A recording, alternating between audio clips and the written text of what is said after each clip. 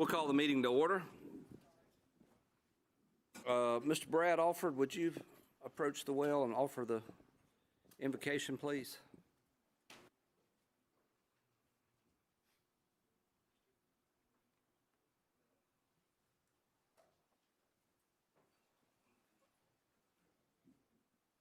Let's pray. Heavenly Father, we thank you for the opportunity to bow our heads before you today, and we thank you for your mercy and your grace and your compassion. We thank you for just being with us as we conduct this meeting. We ask you to be with each and every individual here, and Lord, that the only thing that matters in life is the fact that you sent your Son to die on a cross for our sins. Lord, I pray that everyone in this room understands how important that is. Thank you for the opportunity to speak on your behalf, and thank you for loving me when I'm not lovable. Amen. Amen. I pledge allegiance to the flag of the United States of America and to the republic for which it stands, one nation under God, indivisible, with liberty and justice for all.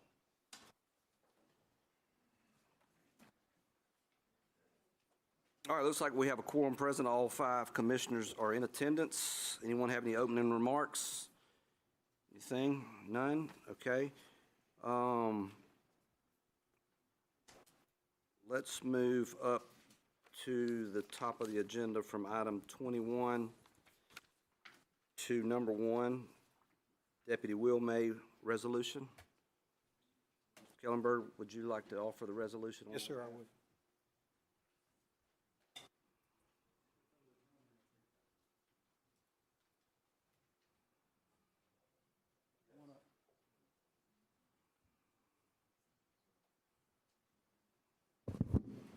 Sheriff, when Mr. Kellenberg concludes, we'll give you an opportunity to offer remarks as well on behalf of the agency. Yes, sir. Thank you. Chairman, appreciate the opportunity. Resolution 2026-06. This is to commemorate and memorialize the part of US 90 in honor of Deputy William May. Deputy May was, killed in the line of duty out on Highway 90, the Mossy Head area, and I think this is a very important thing for us to do as a community. So if you'll bear with me, I'd like to read this resolution. A resolution of the Board of County Commissioners of Walton County, Florida, in support of naming a portion of US 90 in honor of Deputy William May. Whereas Deputy William May honorably served the residents and visitors of Walton County as an employee of the Walton County Sheriff's Office for 11 years, with his last 6 years of service as a law enforcement officer. Whereas Deputy May, on April 2nd, 2025, sacrificed his life serving and protecting the people of Walton County. Whereas the Walton County Board of County Commissioners recognizes the state of Florida honored Deputy May by naming a portion of US 90 between Lancelot Road and Oak Ridge Way in his memory as the Deputy William May Memorial Highway through House Bill 987. Which was signed into law by Governor Ron DeSantis on June 13th, 2025, and became effective on July 1st, 2025. And whereas the board fully supports these efforts to honor Deputy May's life and his heroism. Now, therefore, the Board of County Commissioners of Walton County, Florida, hereby formally expresses its support for naming a portion of US 90 between Lancelot Road and Oak Ridge Way in his memory as Deputy William May Memorial Highway. Thank you, Mr. Kellenberger. Let's put this before the board. All in favor of the adoption of the resolution, say aye. Aye. Know that done unanimously. Sheriff, would you like to offer some comments on behalf of one of your own? Yes, sir. Thank you, Mr. Chair. Thank you, first of all, to you and to the board for your work in passing this proclamation and honoring Will's service and sacrifice to this community. Thank you to Representative Abbott and to Senator Trumbull for their work and Governor DeSantis for signing this into law.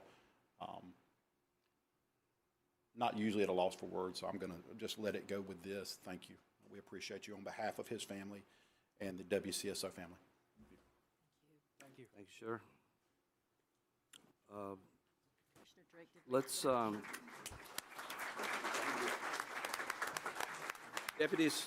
deputies come back. You're still on duty. Let's get a photograph, and then we'll stay at the well and we'll go through the other two as well. How about that? Did we need a motion? We didn't have a motion.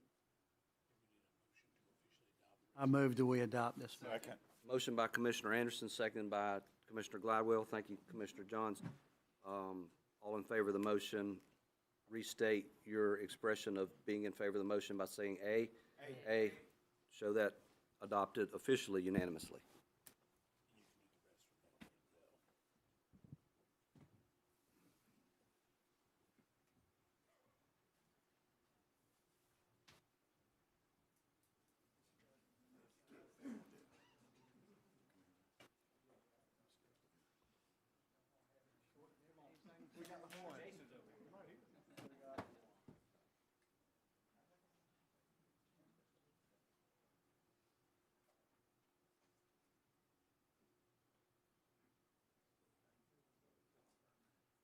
Okay, everybody look at us, and in 3, 2, 1.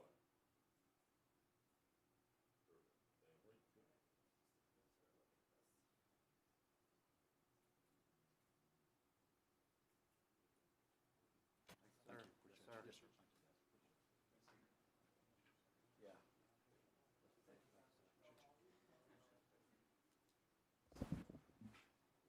Here, hang tight, Commissioners. Next, we want to recognize our emergency management staff for receiving the following certifications. Operations Coordinator Catie Feeney, Florida Professional Emergency Manager, FPEM Emergency Management Specialist Gene Jack, FPEM, and Director Jeff Goldberg for the Florida Master Instructor. If you guys would come forward.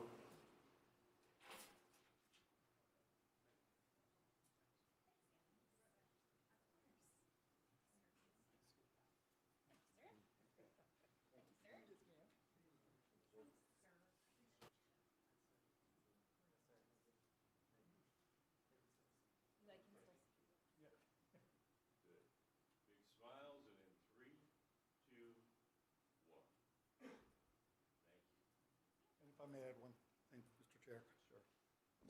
I just wanted to point out that out of the 1,000 members of the Florida Emergency Preparedness Association, 352 of them have the certification of Florida Professional Emergency Manager, and Walton County has 4 of them. And for Florida Master Instructor, there's only 25 in the state, and Walton County has 2 of them as well. So we're leading the way. Congratulations.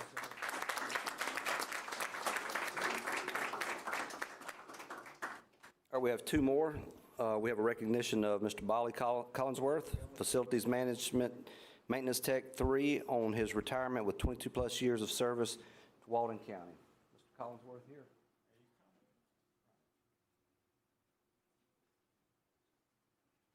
You don't want to shoot for 23? You don't want to shoot for 23? That'd be 10 days. Oh, 24? No, unfortunately, I got 2 little ones at the house that have been counting the days down for a year. Okay,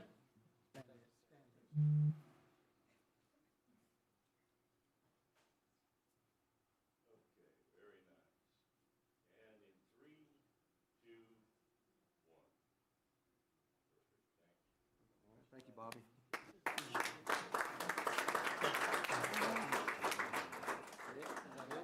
All right, last but not least, we've got another recognition. We want to recognize Miss Angie Leddon, Grants Coordinator, on her retirement with 33-plus years of service to Walton County.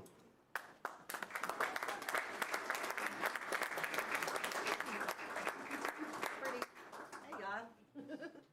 I've been gone since January. I just got the flu and I'm. Oh, I hope you didn't bring that No, no, no. It was, back last month, I had the flu. That's why I didn't work for the war. Thank you. Thank you. All right. You want to hold that?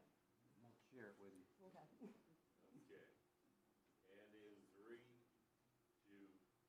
1. Thank you. Thank you. Thanks, sir. Thank y'all. Would you like to say anything, Miss? No, just thank y'all for the opportunity. I have a lot to say. No, go ahead. Hold on. Really? Yeah, let's let Miss, let us get our seats and you address the board. Oh, all right. Brad asked if I had anything I wanted to say. I just want to say that, Never been at long.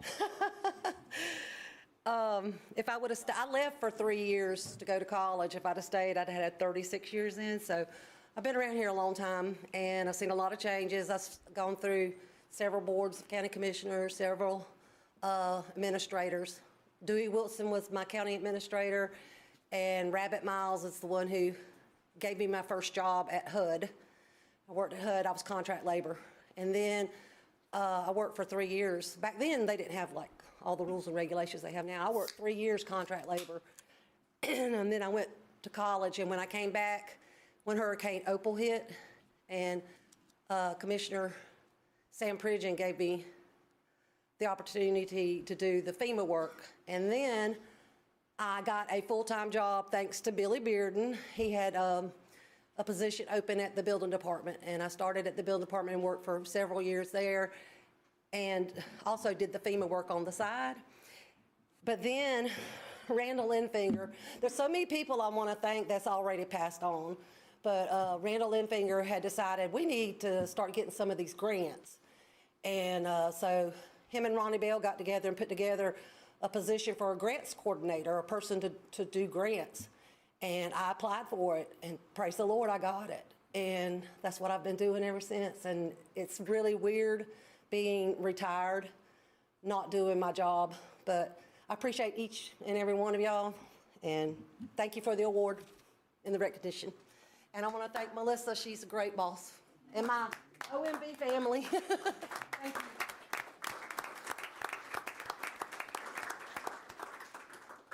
Mr. Collinsworth, you've earned your time at the podium as well. Would you like to make a final, did he leave? Oh. Well, I'm sorry, but we'll, he can email us, I guess. All right, are there any additions or deletions? Yes, sir. We're going to delete item number 5 under the consent agenda. It'll be removed in its entirety. Anything else? No, sir. Are we at the point where I'd like to hear or take 4 off? Are we at that? All right, give us just a few minutes. Are there any additional additions or deletions? Seeing none? Motion to approve the Motion agenda. by, there's a motion on the floor by Commissioner Gladwell, seconded by Commissioner Johns. All in favor of the motion, say aye. Aye. Show it adopted 5-0. All right, public comments. Is anyone here that would like to address the board that cannot fit it into their schedule to stay for the entirety of the meeting? Seeing none. All right, Mr. Curry, do you have an item? I just wanted to remove 4 off of the consent just for discussion. I've already talked to Melissa about the reason why, so if you wouldn't mind, I'd like to take that off for a quick discussion. Show it done. All right, Mr. Kellenberg, we have that in the appropriate posture. Yes, sir. We'll add it under administrator right before item 22. Okay. Motion to approve the consent. Anything else? Anyone else? Motion All to right, approve the Commissioner consent. Gladwell moves the approval of the agenda, seconded by Commissioner Anderson, seconded by Commissioner Curry. All in favor of the approval of the agenda, say aye. Aye. Show that done unanimously. Okay, now approval of the consent agenda. That's what- All, well, we just approved the agenda. Can we approve the agenda and the consent agenda at the same time? Separate one, so the approval of the consent agenda is after the removal, you're actually approving all of the items on the consent agenda, so that's technically what that motion should have been. The next motion up would be the approval of the irregular agenda at this point. Okay, We did that too. Then there you go, you're right, ready for show that. citizen request. show that done. Do we have anyone here from the, You have item 19, Mr. Chair. 18? 18. 19? Okay, well, let's start with 19. Mr. Townsend, Defeniak Springs City Manager, request to approve and authorize the chairman to sign the Defeniak Springs Airport easement.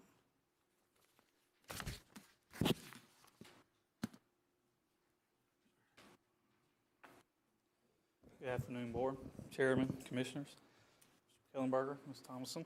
Real quick, Chairman, are we starting with 20 or 19? 19. So about fire department? Yes, Okay, all right. Thank you, Commissioners. Before I get into it, I guess I'll give a little time frame of how we got here today, so we're all on the same schedule and plan. In September, the council, we got to the end of our budget cycle. Going into fiscal year 26, City Council directed me to go and speak with the Walton County Sheriff's Office about potentially taking over operations and management of the Defeniak Springs Fire Department. And so we engaged in those conversations. Coming to December, at an agenda item, I updated the council about where we were, and at that time, the council directed me to go and get information related to a non-ad valorem fire assessment. What does it take for the city to do that? What's that process? And what is the cost associated? In January, I brought that information back to the city council.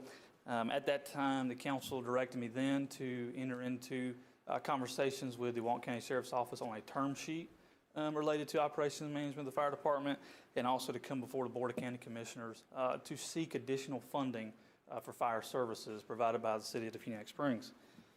Move into February. February 2nd, the council held a special meeting. At that time, through discussion, City Council ultimately decided to retain fire services in the city and under the control and management of city. Also, they set a public hearing for February 26th for a resolution of intent to enact a non-ad valorem fire assessment in the city of Phoenix Springs. That resolution of intent is simply that. It starts the process, similar as you all do every year. We will go through that at any point throughout the next coming months. The council can continue that process, or they can end it. Then, as of yesterday, at our regular meeting, 1st of February, the council approved a contract with a consultant to perform that study on the city's behalf. And so we will sign that, start working to gather information, provide it to the consultant to start determining those rates and conducting that study. Ultimately, also, I'd like to say that I think this morning I seen on Representative Abbott's Facebook page. He has been pushing a bill on the city's behalf to have Harvest and Field turned over to the city to be ownership of ours. And so that bill from his post is now moving into the House floor of the House. And so ultimately, we hope to see that come to fruition here soon and get signed into law so that property becomes the city's. The importance of that is our fire department sits on that property, which is state property. And so if we were to have ownership, we'd have the opportunity for grant opportunities, things of that nature. So that's how we got here today. I'd like to go into some numbers. In 2023, the city received trying to think of the exact word, the permission from the Board of County Commissioners requests a necessity for ALS. So the city started doing that through our fire department in 2023. Since 2021, from 2021 to 2025, the Phoenix Springs Fire Department has responded to 10,170 calls for service. 430 of those have been mutual aid, so outside the city's limits. Between 2023 and 2024, our mutual aid calls increased 242%, from 48 to 116. As of fiscal year 2026 to current, our fire department budget is $1.9 million.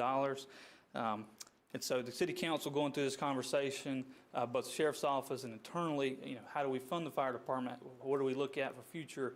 Staff put together a 5 to 10 year plan with apparatuses, personnel, facilities. We laid that out, right? And so we moved forward with the non-ad valorem assessment, looking at what would the city need to generate based on our future expectation of debt service, operating cost. And so ultimately, I've been sitting here today to speak to the commission about additional funding for fire services in the city of Phoenix Springs. We know the commission does provide to Liberty and Argyle fire districts $125,000 each. At the same time, the city had conversations with the sheriff's office that contract or that potential contract could be a savings of $900,000 annually to the city of recurring cost. And so here today, we're looking at a potential additional funding from the Board of County Commissioners in between $125,000 and $900,000 a year. Mr. Chair, Commissioner Gladwell. could I ask Mr. Atkinson a question? Sure, and once you've originally been recognized, board members, feel free to keep the conversation fluid. If you want to jump in, we just don't want to talk over each other. With that said, you're recognized. Mr. Atkinson, I see 2 or 3 city councilmen in the audience. Would it be proper under sunshine law for one of them or all of them to speak? This is your board meeting, not theirs, so yes, they're allowed to speak at your board meeting. All right. Is there any of y'all want to speak or add additional comments to Mr. Townsend? May I make a quick statement before they come up? Or are they coming up? don't see anybody, so, but we offered. And we talked, I went to the meeting last night and, 2 weeks ago, whatever it was. Personally, I don't know how the other board feels, but I don't have a problem with helping, to be honest with you. But we have to know how much the need is. And I don't think we're in that position right now to know what that need is until you guys do your fire assessment that you guys just voted on, I think, last night for, what, $40,000 or whatever that was to process that assessment. To me, I would rather wait for that assessment to come back so you actually know what you need and you know what to ask for. It's kind of a broad brush saying anywhere from $125,000 to $900,000. So, I mean, I would rather it come back and say, hey, we did everything we did. We put pencil to paper. We're short about $300,000. We're short $400,000. Whatever that number is, that's what I would look forward to personally. Chair, You're recognized. thank you. I As have long some as questions. we're staying fluid in the conversation, any commissioner, feel free to jump in. My question is about the CRA, because it's my understanding that the CRA gets paid 95% of the ad valorem taxes above, and it doesn't have to be 95%. They could get as low as 50% by Florida statute. So with them getting 95%, and it looks like they're focusing on an amphitheater at close to, I don't know how many millions of dollars they're wanting to spend on that. It seems to me that I would rather that money be going towards the fire department. It's as if they're doing the wants, not the needs, and prioritizing what they're doing. We pay about $800,000 to them as well. And so to me, if your CRA is getting, I believe, $1.2 million, I believe, something like that from you all, and then $800,000 from us, and from what I understand, a lot of the things that they're doing is they're from what I'm told, that people that can actually afford to buy their own windows are getting windows paid for by the CRA, and that developers are getting money for different things. Those, to me, are more of wants than needs. The fire department is a big need. I personally don't mind helping the fire department, but I think you need to help yourselves first. And I think that, can you tell me, as far as your board consists of how many people? Did they all vote to let the CRA have 95%? You're recognized. So Commissioner, if I could, I'll answer a couple of the first questions and then we'll get to the approval of the 95. So yes, it's 95% of the TIF, tax increment financing. So from 2018 is the base year. So every dollar over from 2018 forward, 95% of that increased tax within the CRA map goes to the CRA. Yes. The city did contribute this year $1.1 million to the CRA trust fund. And then I would say, and I don't want to be dismissive of your question, but ultimately the council didn't send me to negotiate or discuss the CRA in relation to fire services. So I don't want to personally go down that road. That's not what they sent me to do on that behalf. More than willing to take that comment back, though, and that concern to the council. I have that as one of my agenda items if we want to bring that back up later on the CRA discussion. I was going to reaffirm to Commissioner Johns that you can ask for that. Yes. Thank you. Yes, ma'am. And so to answer your last question about 95. Because I'm going to ask for some things. Okay.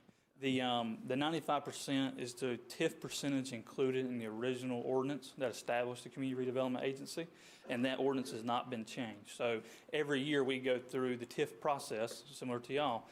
If we do not update the ordinance or change percentage therein, it automatically renews at the 95%.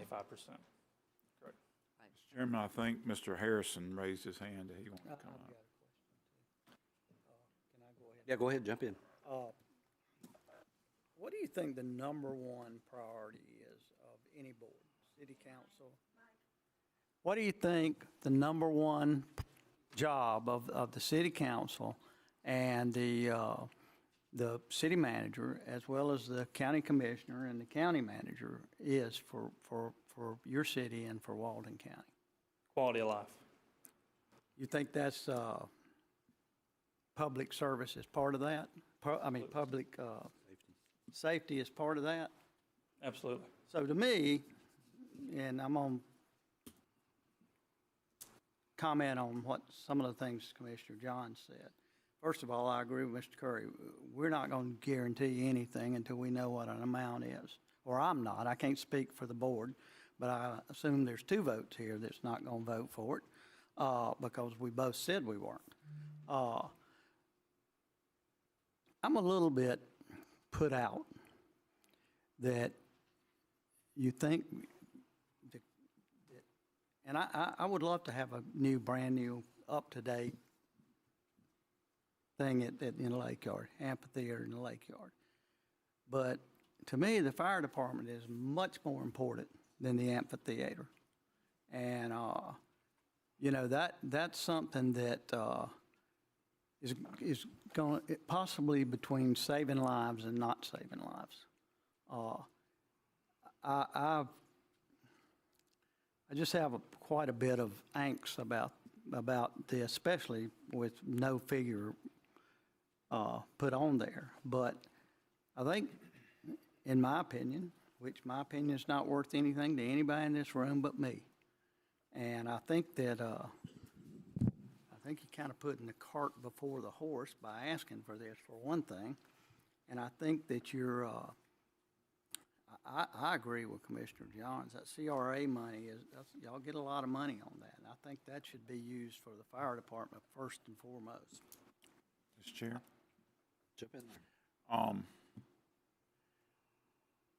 Did I hear right last night that that the main focus of the effort is not the amphitheater, but is what y'all call the alley project, which is fixing, right now, those old pipes downtown are putting sewage back in people's businesses. Did I hear it right? Is that your number one focus? Or So is it an the amphitheater? council's made it clear as a whole that the alleyway project, which encompasses the replacement of old utilities, fixing the roads, making it safer, that is a consistent priority across the council. It's my understanding that in the bond issuance, last night the council took action against that and denied that request. But in that, 2 of the projects identified was the streetscape project, alleyway, and the amphitheater. Additional projects I'm unaware of that may have or may not have been included in that bond issuance. I'm glad Commissioner Gladwell brought that up, because last night on the rendition of that alley, I didn't see any of them block walls being moved out. Right now, that alley is used by delivery trucks, and that rendition last night showed a sidewalk and a road.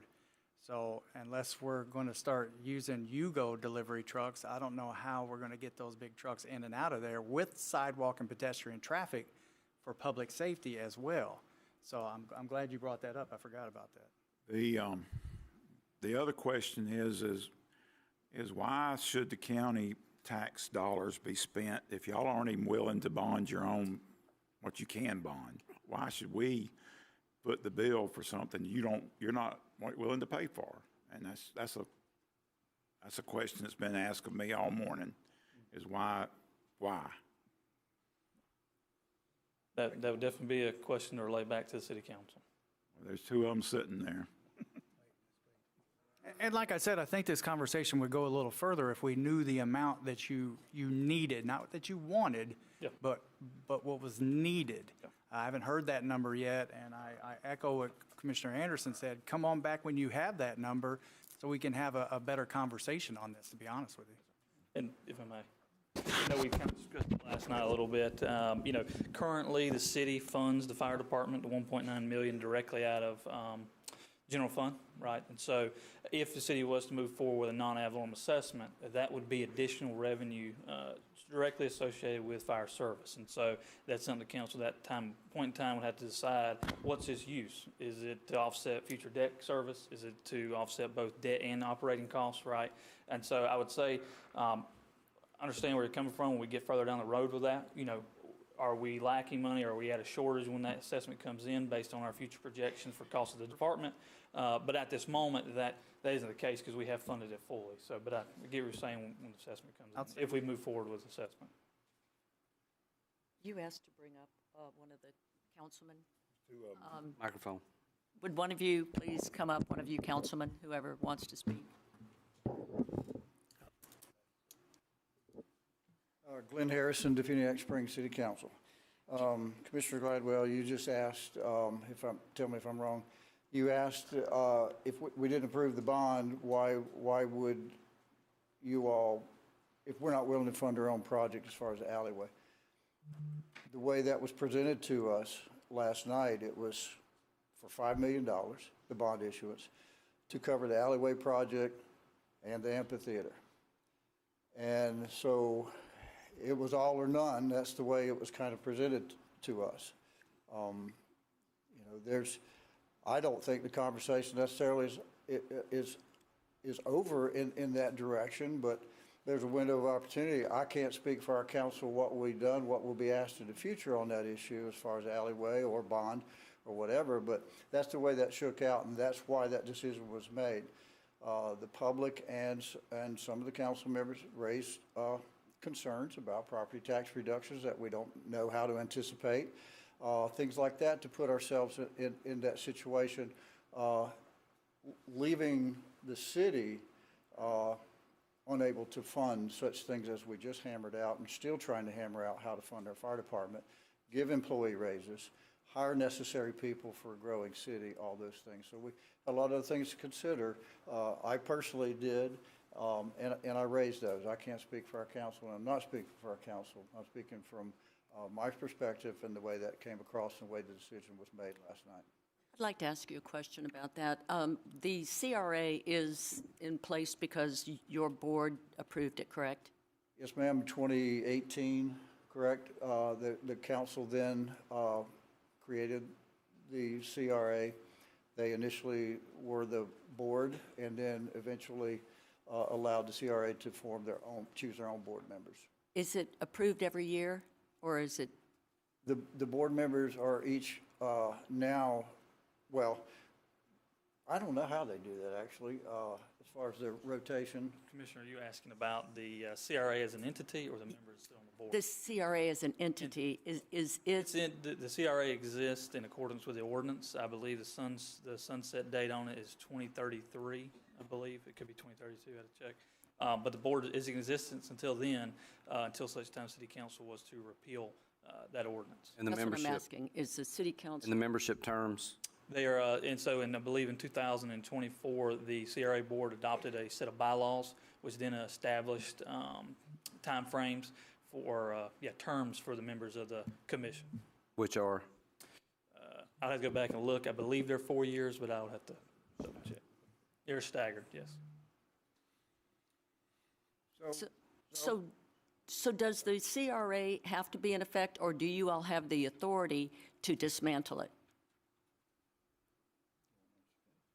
Recognized. The legal process in it, it would be the repeal of an ordinance, follows the necessary public hearing and notice requirements. But that's effectively, it's in effect until such time the Kansas City Council repeals the ordinance. So your city council board could repeal that? That's my understanding, yes. And then they could keep that million, whatever, that they're giving to the CRA? If that was the direction of the majority of the council, yes. And that would certainly help pay for the fire department? That's one way of looking at it. Okay, thank you. So I had this on my agenda, but I'm glad that we're having this conversation now. So Chair, I might just take that agenda item off. Feel free. When we're done. So the way I see this, and correct me if I'm wrong, you have a city government that was elected to take care of these same responsibilities that we passed on to another board and gave them money for, and then there's turmoil back and forth with what this, to me, that's what the city council is supposed to be doing, what the CRA is doing, but we created, whoever it was, we created another form of government, another level of government, gave them money away from the city government to do items that the city government should be doing. Is that the long and short of it?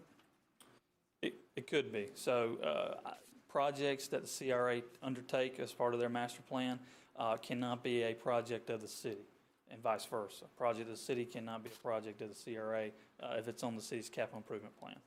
So that would be more or less like the BCC creating another board, and then we funnel money into their account to do the things that we should be doing.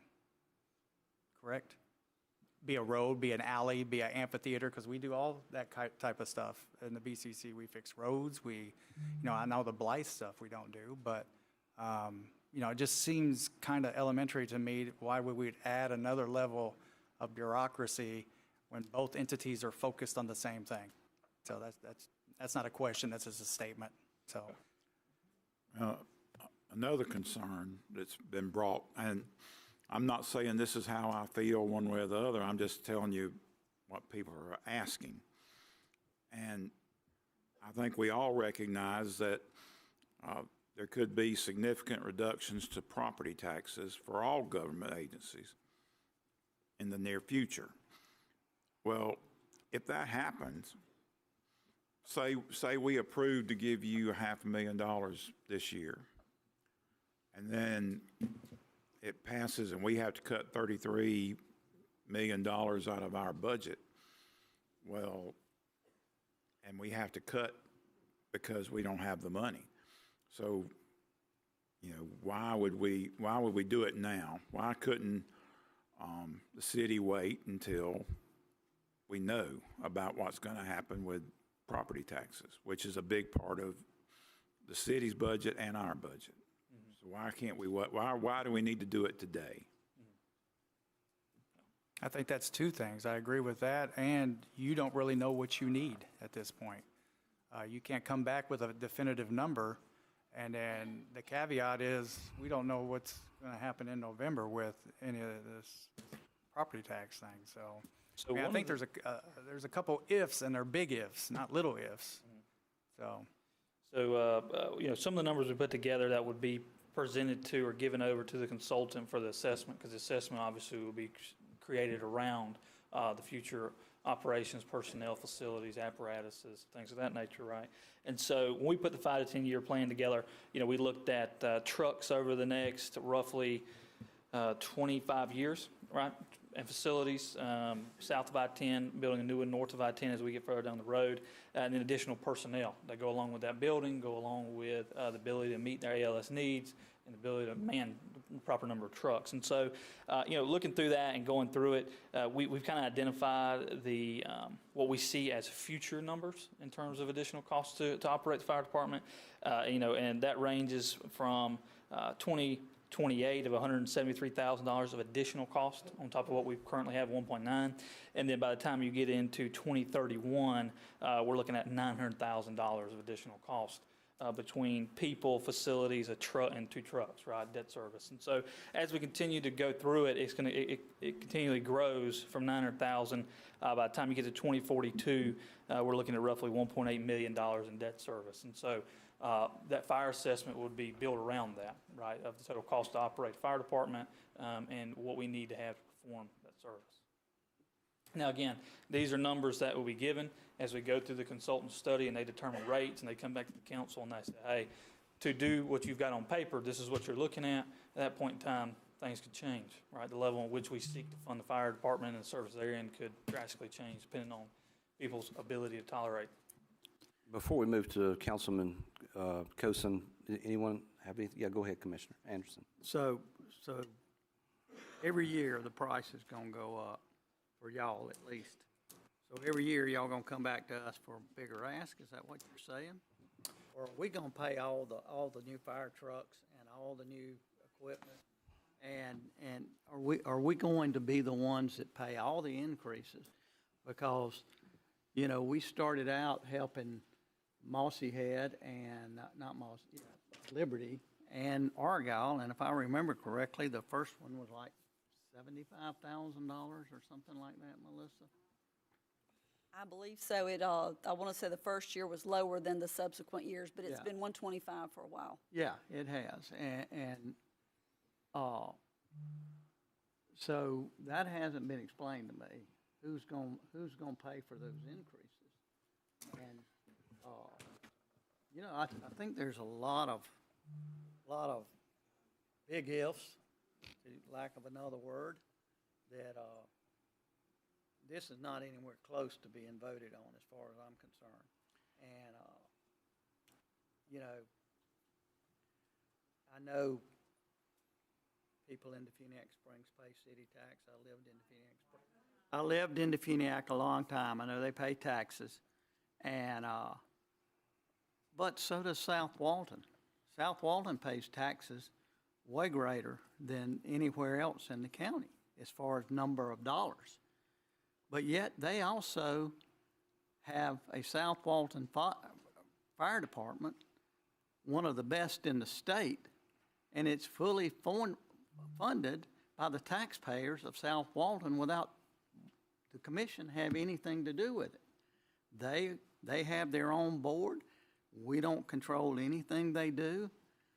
They don't come to us and ask us for money, but we're asking a portion of the county to pay for double taxation because they already got their fire department, and they pay for it themselves. And I'll put it against anybody's fire department. I'll put the counties have improved tremendously since the sheriff's taken over. The sheriff does a great job with it. But there's a lot of things that have not been worked out. And, you know, when you're bringing something to this is just a piece of advice, take it or leave it. But when you bring something like this to the county, you might want to go around and meet with the commissioners and explain everything to them instead of having so much unknown. And we're sitting here asking, you're saying that'll be up to the council. That'll be up to the council. And I agree, it is up to the council. But you would have our input already had you come and individually met with each commissioner. I would advise that with something this big, it would be to your advantage to do that. And I don't know, he may have met with the rest of you. He didn't met, and Yeah, I talked to him after the meeting last night when I was there. but that's the first. I would just point out, South Walton Fire District doesn't pay all of their costs because we just approved item number 3, which pays for the emergency medical services at an amount of $947,284. So, I mean. That's while- another item I have on that I pulled off. That's why I wanted to Medical talk about it. services, yeah. No, you Item didn't pull 4. that. Well, Oh, you pulled 4. let's don't talk over each other. 4, that's 3. But But Hold on. Looks But like anyway, hold on just a second. It looks like I let the lease get too long. Commissioner Gladwell, you're recognized. So, I certainly don't have any problem with that, and I've always believed that we should help Argyle and Liberty because, you know, without that money, they probably couldn't provide that service, which is cheaper than paying for somebody. But I think the case can be made. And there's value in that they are located outside the municipal, Yes, statutorily municipal approved boundary lines. And they provide mutual aid, which is valuable, but the Feeney Act provides mutual aid, which is valuable. And I think we could make the case that that mutual aid help could require some level of assistance. Now, I agree with you. I'm not saying what the figure is, but I am saying there could be a case made, and y'all need to make the case, and I'm willing to listen to you. Anyone else? I'm willing. Commissioner, let's go ladies first. Commissioner Johns? Thank you. I'm willing to help as well, but I agree that we need to come back and bring it back at another time. But I do, while you're here, I just want to say, I'm looking at a list here of what the 25-26 budget is, and I know this is for the CRA, but we're talking for the blighted stuff, $120,000. But for the streetscape, $723, and the amphitheater, $954,000. It's just messed up. The priorities, to me, on that board are messed up, and that's where you could get the money if they could vote to dismantle or have them reduce their funding. But, you know, if you all help yourselves, we're happy to help you. But if you're just blowing money to blow money and you want our help, I'm not there.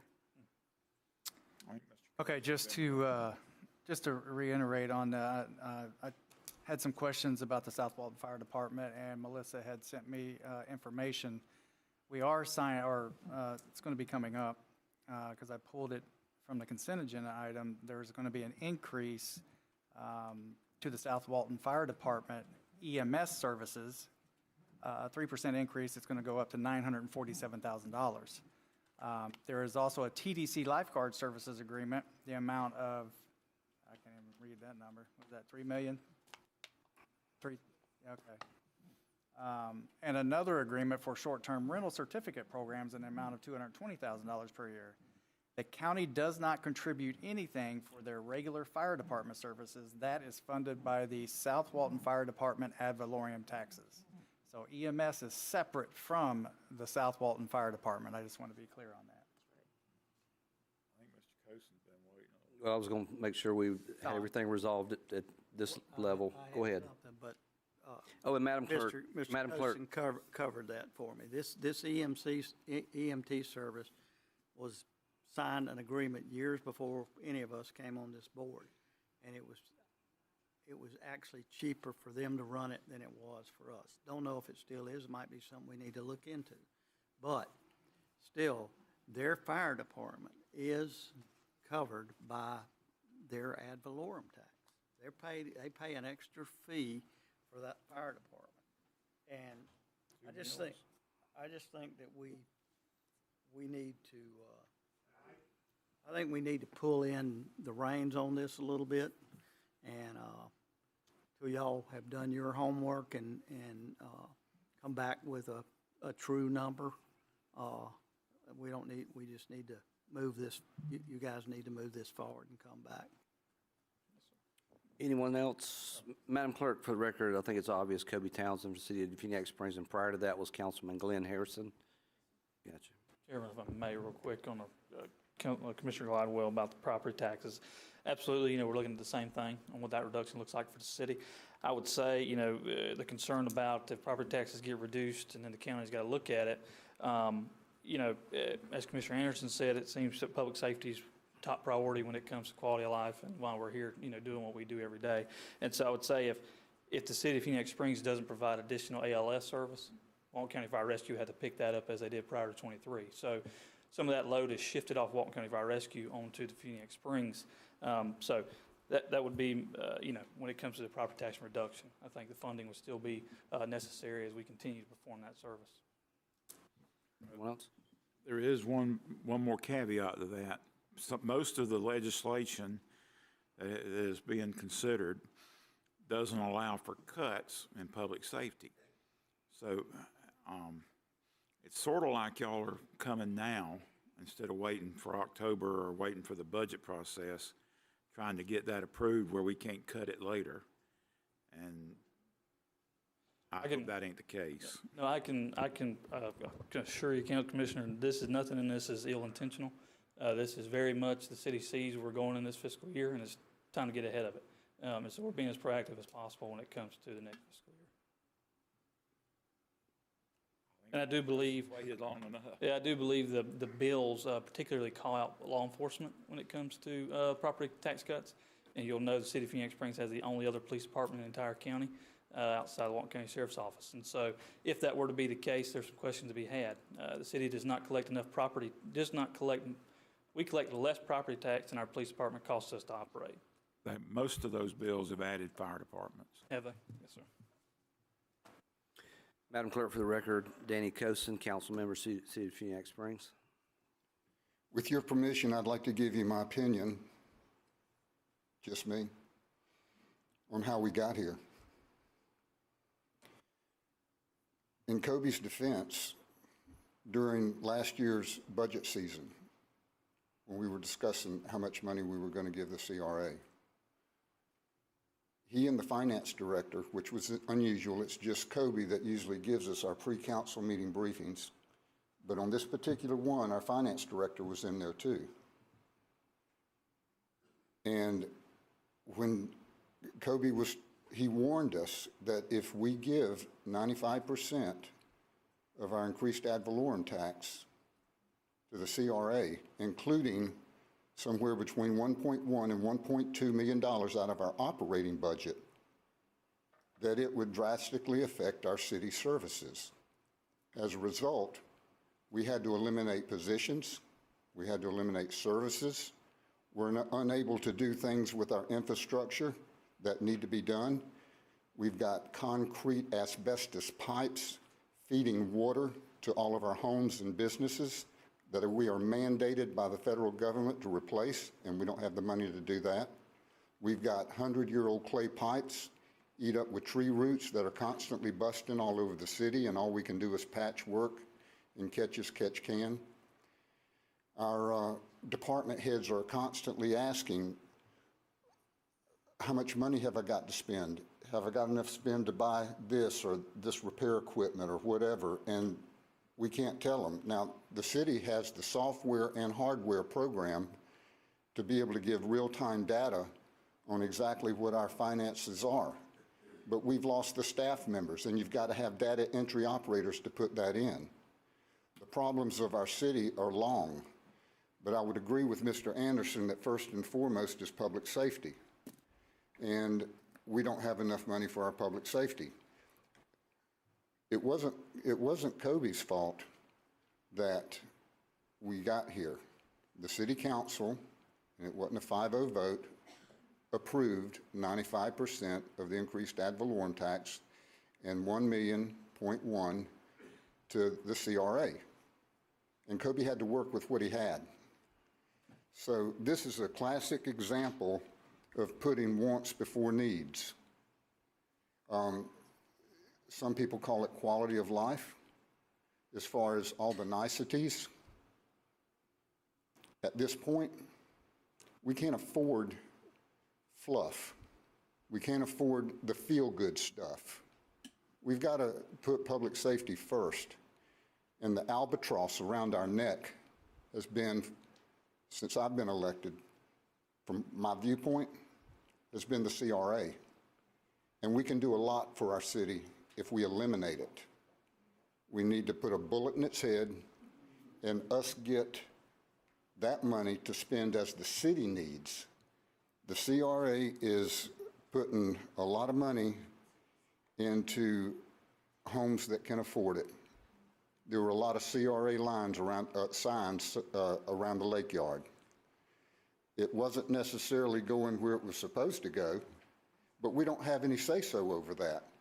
And every time you turn around, there's a study for this, a study for that. Well, apparently the going rate for a study is $40,000 a pop, and since I've been there, I can't even count the studies we've had. We just had one the other day. And unless it's statutory and we have to do it, I'm tired of these studies. We need to put that money in our operating cost. And one of the reasons we've got some of the highest water and sewer bills in the state of Florida is because we keep robbing out of water and sewer. We keep taking out of that. And the money in that enterprise fund is supposed to replace these asbestos pipes and these old 100-year-old clay pipes in the infrastructure. But infrastructure is a can that always gets kicked down the road because it doesn't make people feel good. You can't see it, it's underground. But back to Mr. Anderson's point, public safety is number one. And what I'd like the board to think about before we come back to you rattling our cup asking for money is if the city eliminates the CRA, that should send a loud and clear message to the BCC that we're serious. We are cutting fluff. We're cutting the niceties. Niceties are great if you got the money. We don't have the money. We need to focus on public safety. And I'm an infrastructure guy. The alleyway is very important, extremely important. And those businesses are suffering because every time they pave the alleyway, they put the layer of asphalt higher and higher and higher, and storm water runs off into the businesses, and the sewer, that 100-year-old sewer system I'm talking about, is backed up into the restaurants, and it's hurting them. So the top priorities in our city, if we had to narrow it down and cut our budget to where the only two areas that need the money is our fire department and our alleyway. People say, well, the alleyway is something nice. No, it's not. The alleyway is infrastructure, and we're just about a heartbeat away from being sued from these business owners because we're not doing anything about it. In the city's credit, I would like to say that we've got an engineer firm hired that's trying to get all the underground utilities, find out what the problems are, how far we're going to have to shave that alleyway down so it's not flooding.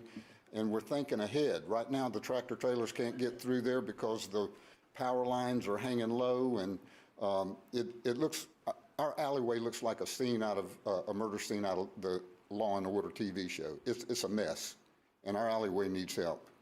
So if we had to narrow all this down to just two things, I would say the fire department and the alleyway, and we can do a lot more toward helping ourselves if we didn't have that parasite called the CRA on our money sources.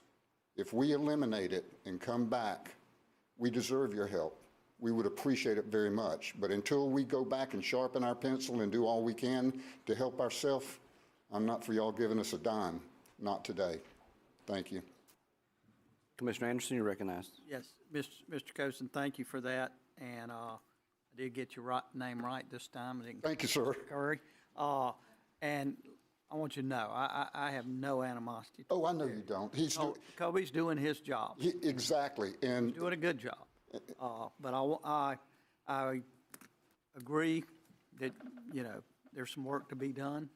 And, you know, we need to have everybody in Walton County safe, but we need to do it fiscal responsibility-wise, you know. And like you said, y'all got some work to do. And I appreciate you saying that, and I appreciate you coming up here and stating your opinion, not the council's opinion, your opinion of what it was. And I'm not going to say I disagree with you either. Kobe warned us, and here it is. Mr. Chairman, can we just agree to postpone this until they come back with? Yeah, I've got a lot of things that I have written down I'd like to offer. I think here at the board level, it's pretty obvious. Well, I think at the city level, there seems to be a division on direction.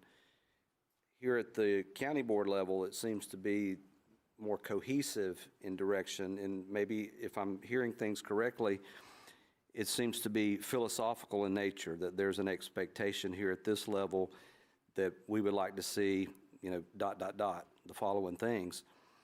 I think we're all kind of moving in the right direction.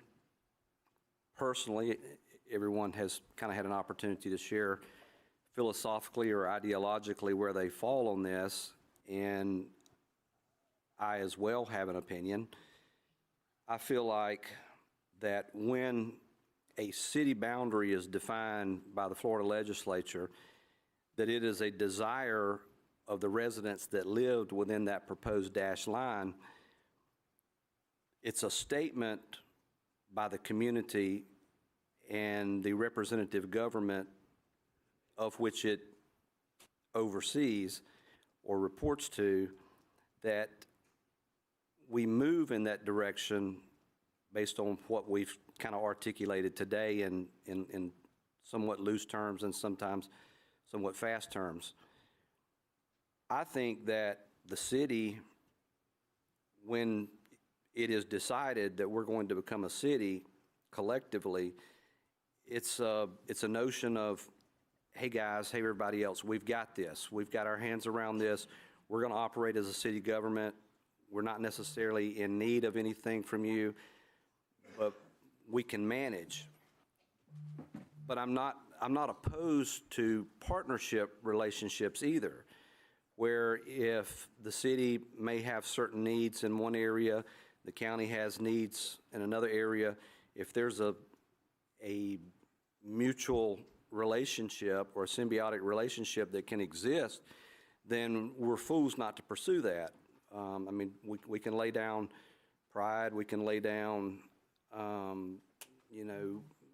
divisions, things like that, if we're collectively working to try to be on the same sheet of music. I think that the board has kind of offered up some things that we're looking for at this level, and separate of the philosophical discussion that I think we're having, which is very good, by the way. I'm willing to take this discussion and separate it from another discussion.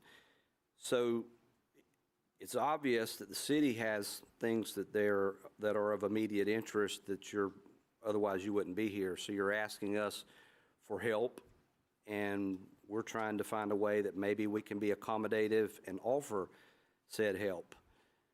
Separately from everything that's been talked about today, and here's what I would say would be my first offer.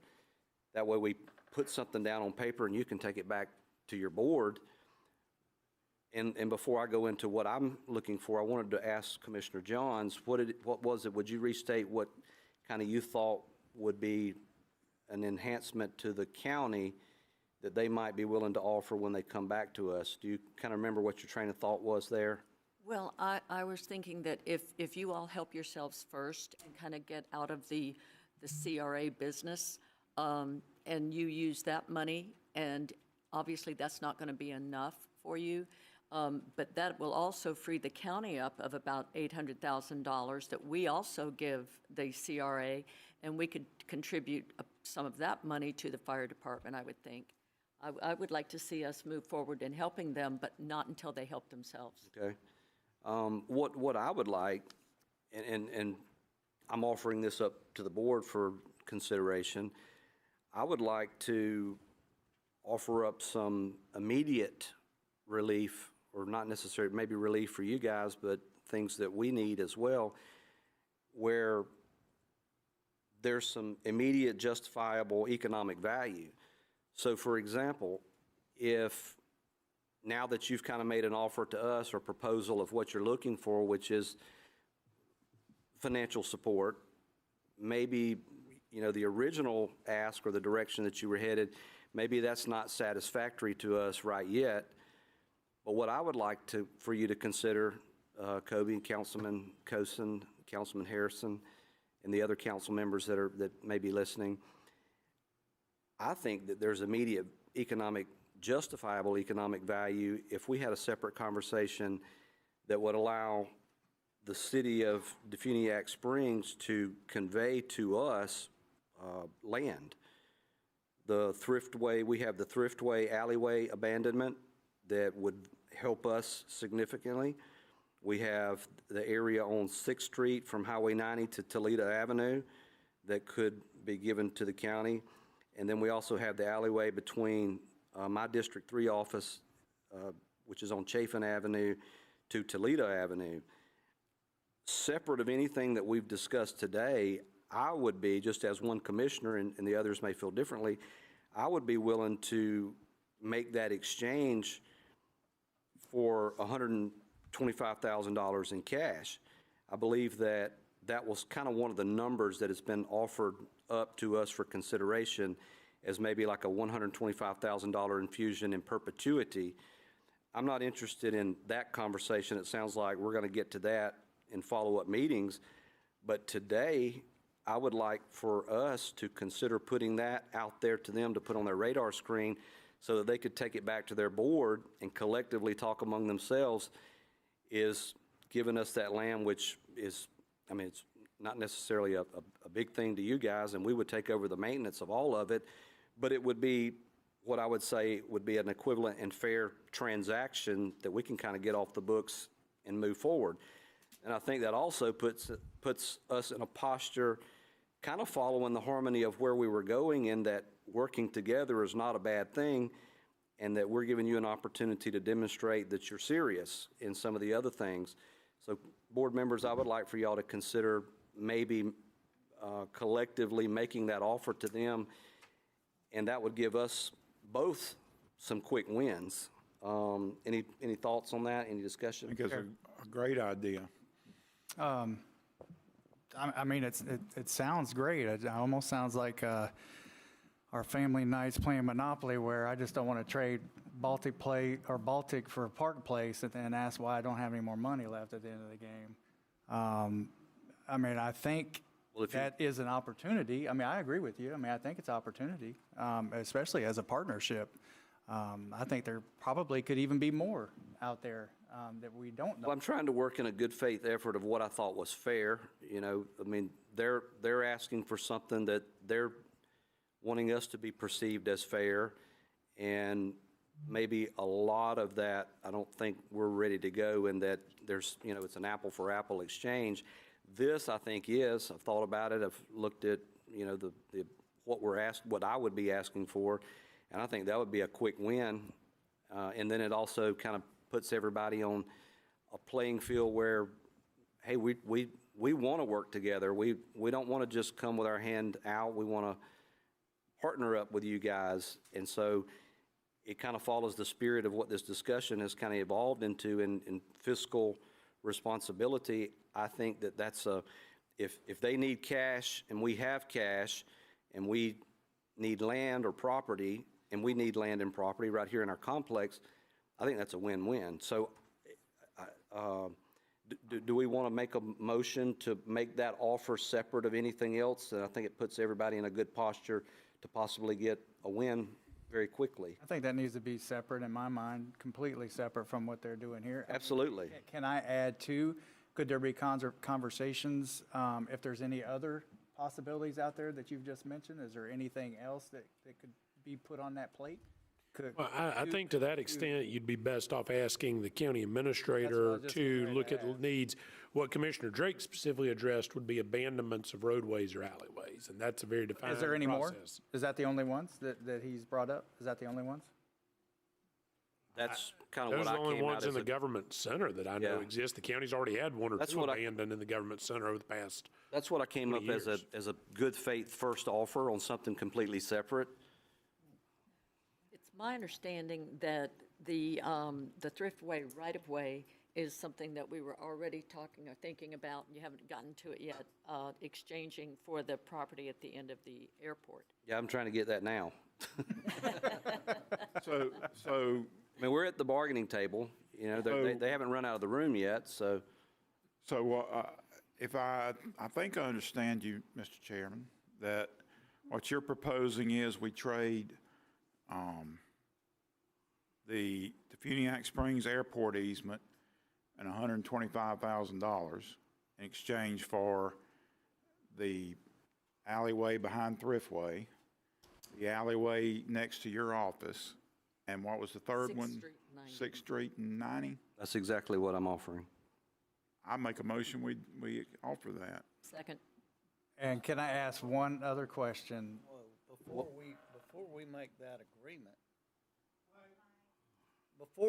that agreement, let's get to that proposed road, let's bury the fire station. I think we've taken care of moving that forward. And then the next one is the airport. I want to hear them talk about what they're doing before we make a motion to swap property and how it's going to affect. And that's a good idea. I was just, in my mind, I'd already kind of analyzed it, that I thought that was fair to make that proposal. We're trying to be good actors here. I don't want us to be the bad guys. So they've identified and memorialized one thing that they need today, you know, or several things that they need today or want today, and or both. And so I'm trying to be a good steward and accepting that, hey, I want to be accommodative, but while we're having that discussion, hey, we want this as well. Once we get that off the table, we can talk about broader subject material, if you would like. That was just kind of I wasn't trying to take advantage of them. I was trying to seize on the opportunity where it looks like both of us could walk away with something, and that was kind of what I had proposed, if you guys would be willing to go along with that. Chair, may I just say one thing? Sure. Can I have legal chime in on this? Because I know we're big on policies and procedures, and it sounds like we're just up here wheeling and dealing on some. I just want to make sure, is all this, from what you've heard so far, is all this legal, what we're doing up here? That there's no anything out there that we're supposed to get 3 bids, or we're supposed to do this, or have public hearings? I mean, we willy-nilly make these deals up here, and it's done deal? As I interpret Commissioner Drake, what he's asking the city to consider 3 abandonments. Okay, it's not a property swap. They're technically abandonments. The city don't own the property. They're right-of-ways. So they would abandon those right-of-ways, and they would go straight down the middle. 50% of it, half of it would go to the adjacent landowner on each side. Looking at the map, if we're talking about abandoning actually North 6th Street, which would be from US Highway 90 all the way to Toledo, that's a paved city street. Based on the property appraiser's map I've just clicked through, It appears every parcel owner on the east and on the west is Walton County Board of County Commissioners, so y'all will get all of that. The alleyway running between 7th and 6th that goes behind Thriftway, the county owns 2 parcels of land that front on 90. There is a third to the west. And then, of course, the county owns the building behind it, and that same property owner to the west owns a parcel behind there. So you would get roughly 2/3 running east to west of that alley. Then the other property owner would get the remainder of that alleyway if that's what the city elected to close. And then the other one is the one that bisects the office property where Commissioner Drake's current office is between 6th and Toledo. Is that correct? And to my knowledge, I need to look back. I candidly think that's already been abandoned, Mr. Townsend, quite some time ago when that was used by the sheriff's office. But we'll verify. I know it's still depicted on the property appraiser, but I've got a clerk who's nodding at me that it was abandoned, and that's my recollection as well. But Well, then let's we'll verify it one way or the other. Let's do this then. Let's give every commissioner ample time to kind of think on, along these lines of what we're willing to accept in exchange for, lawfully exchange, as far as a land transaction or a business transaction would take place. And maybe be thinking of a number. Is it an apple to apple if we take the abandonments and offer the easement?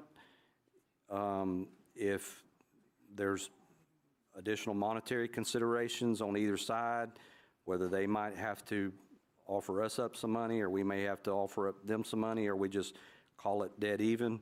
But it gives every commissioner, I think it's been a productive conversation, but it gives us all time to kind of digest maybe what we can do to show a good faith effort, and maybe both of us walk away with something that is beneficial to both governmental entities. Mr. Chairman, I withdraw my motion. Okay. I withdraw my second. I agree with you, Chair. Okay. Councilman Cosin? Mr. Anderson, the last time I stood before you was at a BCC meeting in Freeport. I was out of line. I was wrong. Mr. Cosin, I appreciate that. I appreciate it. That was very commendable. Mr. Cosin, I want you to know, anytime you need to speak to me, I'll make it happen, okay? Thank you, sir. All right? Councilman Cosin, that was very commendable what you just did. Very commendable, and I appreciate it, sir. And Kobe, I think on the next item, kind of add a little bit too, hadn't we, Commissioner Drake? Okay, I so think a motion to continue that item until the commissioners are able to get with Mr. Kellenberger and allow him to get with Mr. Townsend is what you've effectively suggested. But I do think it will be appropriate if you want to allow Mr. Townsend to discuss if there's any time-sensitive issues he may need to address on this issue to you. I understand what the ask is going to be, but I think for him to perfect the record, if there's a reason he couldn't accomplish this, he probably needs that opportunity to put this on a public agenda. I was going to ask, is there any time sensitivity to the airport easement? And Yes, sir. so you need it done today? So I can go into it real quick. The project on the east side of the airport is to build 3 corporate hangars, 2 6,000 square feet and 1 10,000 square feet, an access road, and then the apron around those hangars. That project is roughly $10,980,000. Of that amount, $4,229,000 is of Triumph money. The grant for that to have construction completed is fall of 2027. $3,051,550 of that is Job Growth Grant Fund that was awarded to the city by Governor DeSantis. We are behind on the design of that grant due to working through this easement with county staff, and so it's not a problem with the county, but we have been working on this for a pretty good while, trying to get to this point, and then we have agreements with the Florida Department of Transportation for $2.4 million of prior year work plan dollars that we work to consolidate on this project as well. So we are definitely on a time crunch. I make a motion, we approve that we approve that easement and give that to you. Second. And can we keep that in the back of our minds when we go through this? Well, that's what I hope everyone what we're demonstrating here is we're putting a good faith effort in that we want to partner with you. So if we kind of set the tone with a positive note, we hope that maybe the next time the council convenes that would be received well, and that we could have some earnest negotiations on what could improve both entities' quality of existence would look like. Absolutely, very much. We need that thriftway easement sort of bad, so. As Commissioner John stated, that has been a conversation, Mr. Kilbride. Okay, then It's a simple application, so it's got to be made. okay. I mean, It does require a public hearing, but that's statutory. Same way when you abandon something. Mr. Drake, until I have more information about this, I'm not ready to vote on it. I don't know how much this is going to impact the neighborhood. I haven't seen a traffic study yet, how much impact it's going to have on that roadway. That is a residential area, and, you know, I just have a lot of questions before we just automatically say, yeah, we'll swap you this for that. I don't think it's good government to do that. And until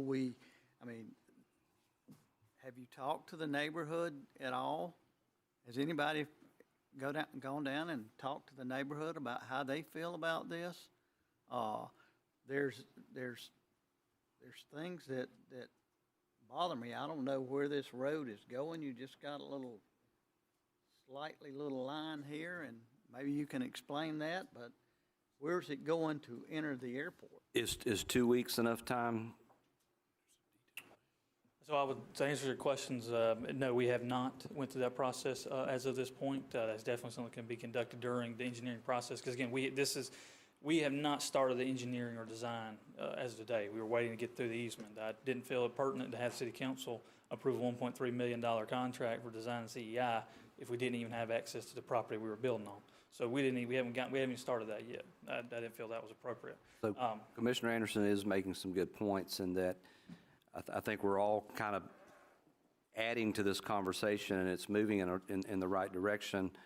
Is 2 weeks enough time to make some of those things happen that he suggested? I can. Is that enough for you? Yeah. That's, I hate to do it. I hate to withdraw it because I know you need it. I think he recognizes your willingness to try to be helpful and accommodative. So it's just kind of, it's more or less a rational thought of how we get there and make sure that we don't do something that wouldn't be prudent, moving at warp speed, which I think it reflects a positive effort up here that we want to be partners to the extent that we can symbiotically exist. So if you kind of will take some of this back to your board. I'll withdraw my motion. I'll engage city's engineers and see what information I can bring back. Chair, would that include him coming around to talk about this? That's up to him. Would you be willing to, I mean, I'll come to you. No, I'm absolutely more than willing to. Okay, thank you.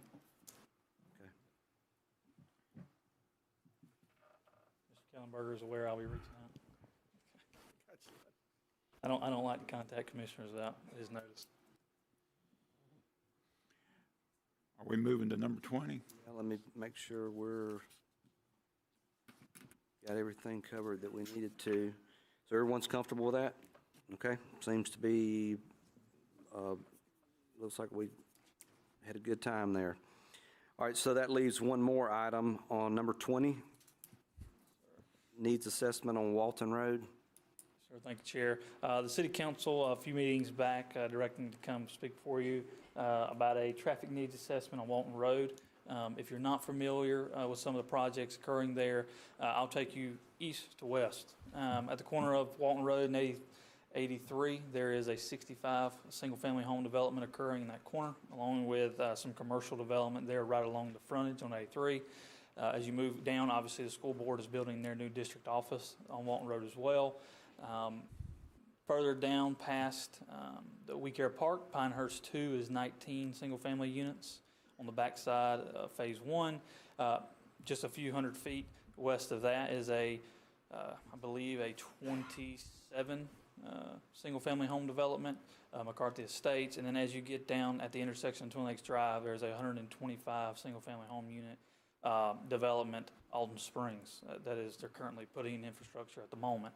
And so concern of the councils is the traffic on that road, not only from the school, but the new people that will be moving in and living on that road with the new units and commercial developments. And so they wanted me to come before the board and ask that an assessment be conducted on the road as it's in its current condition with the future expected growth, and how that road may need to be altered or expanded to take care of the future traffic. Mr. Chairman? You recognized. Mr. Townsend, would you be amenable to Mr. Powell, our county engineer, and Mr. Wright, the Public Works Director, performing that needs assessment? Absolutely. I think some of that work has already been done. Am I correct? I'll let Mr. Powell speak on it, but yes, I have spoken to Mr. Powell about this Some topic. of it, they've already done some of it, but I'll make that a motion that we instruct Mr. Powell and Mr. Wright to Second. do the needs assessment. Is this a county road or a city road? It is a county road as part of our interlocal agreement, though, so the Is it city in the city? maintains and cuts the right-of-ways. It's in the city limits, but the county maintains the actual roadway. What if you took acquisition of that, and then you could do whatever you wanted to with it? Doesn't want it. Yeah. All right, now we're getting back to all of those things where we're asking you to. Yeah, I'm not in a position Independent to ask for it to be responsibility. turned over to the city. Just looking at the needs of the traffic assessment of it. I mean, obviously, that's a conversation that evolves out of it, and then we'll have it. But we have a number of county roads within the city that we have the interlocal agreement that I believe the county contributes to the city just shy of $50,000 a year to cut the right-of-ways, maintain the sidewalks, things of that nature. And that's one of the roads. I believe there's roughly 25. Bruce Avenue, 2nd Street, Yes, 20th Bruce, Street, I think, Dorsey Avenue. Dorsey Avenue. And the biggest one is 280B. That's a 280B. That's a beast of a highway to maintain. But I think Mr. Powell, Mr. Wright, and as was mentioned a while ago, studies cost money, but they're employees. They don't cost us any more money. Definitely, I'm confident Mr. Wright and Mr. Chance have the whereabouts to do this. So every stone needs to be turned over. So we need to contemplate, what is causing the jet congestion. I mean, it appears that, I think my familiarity with the road, with the traffic patterns is that whatever the allowances are, the numbers say that we're not even close to getting there to where it's a crisis, but that's an aggregate number. It's collective from 24 hours a day.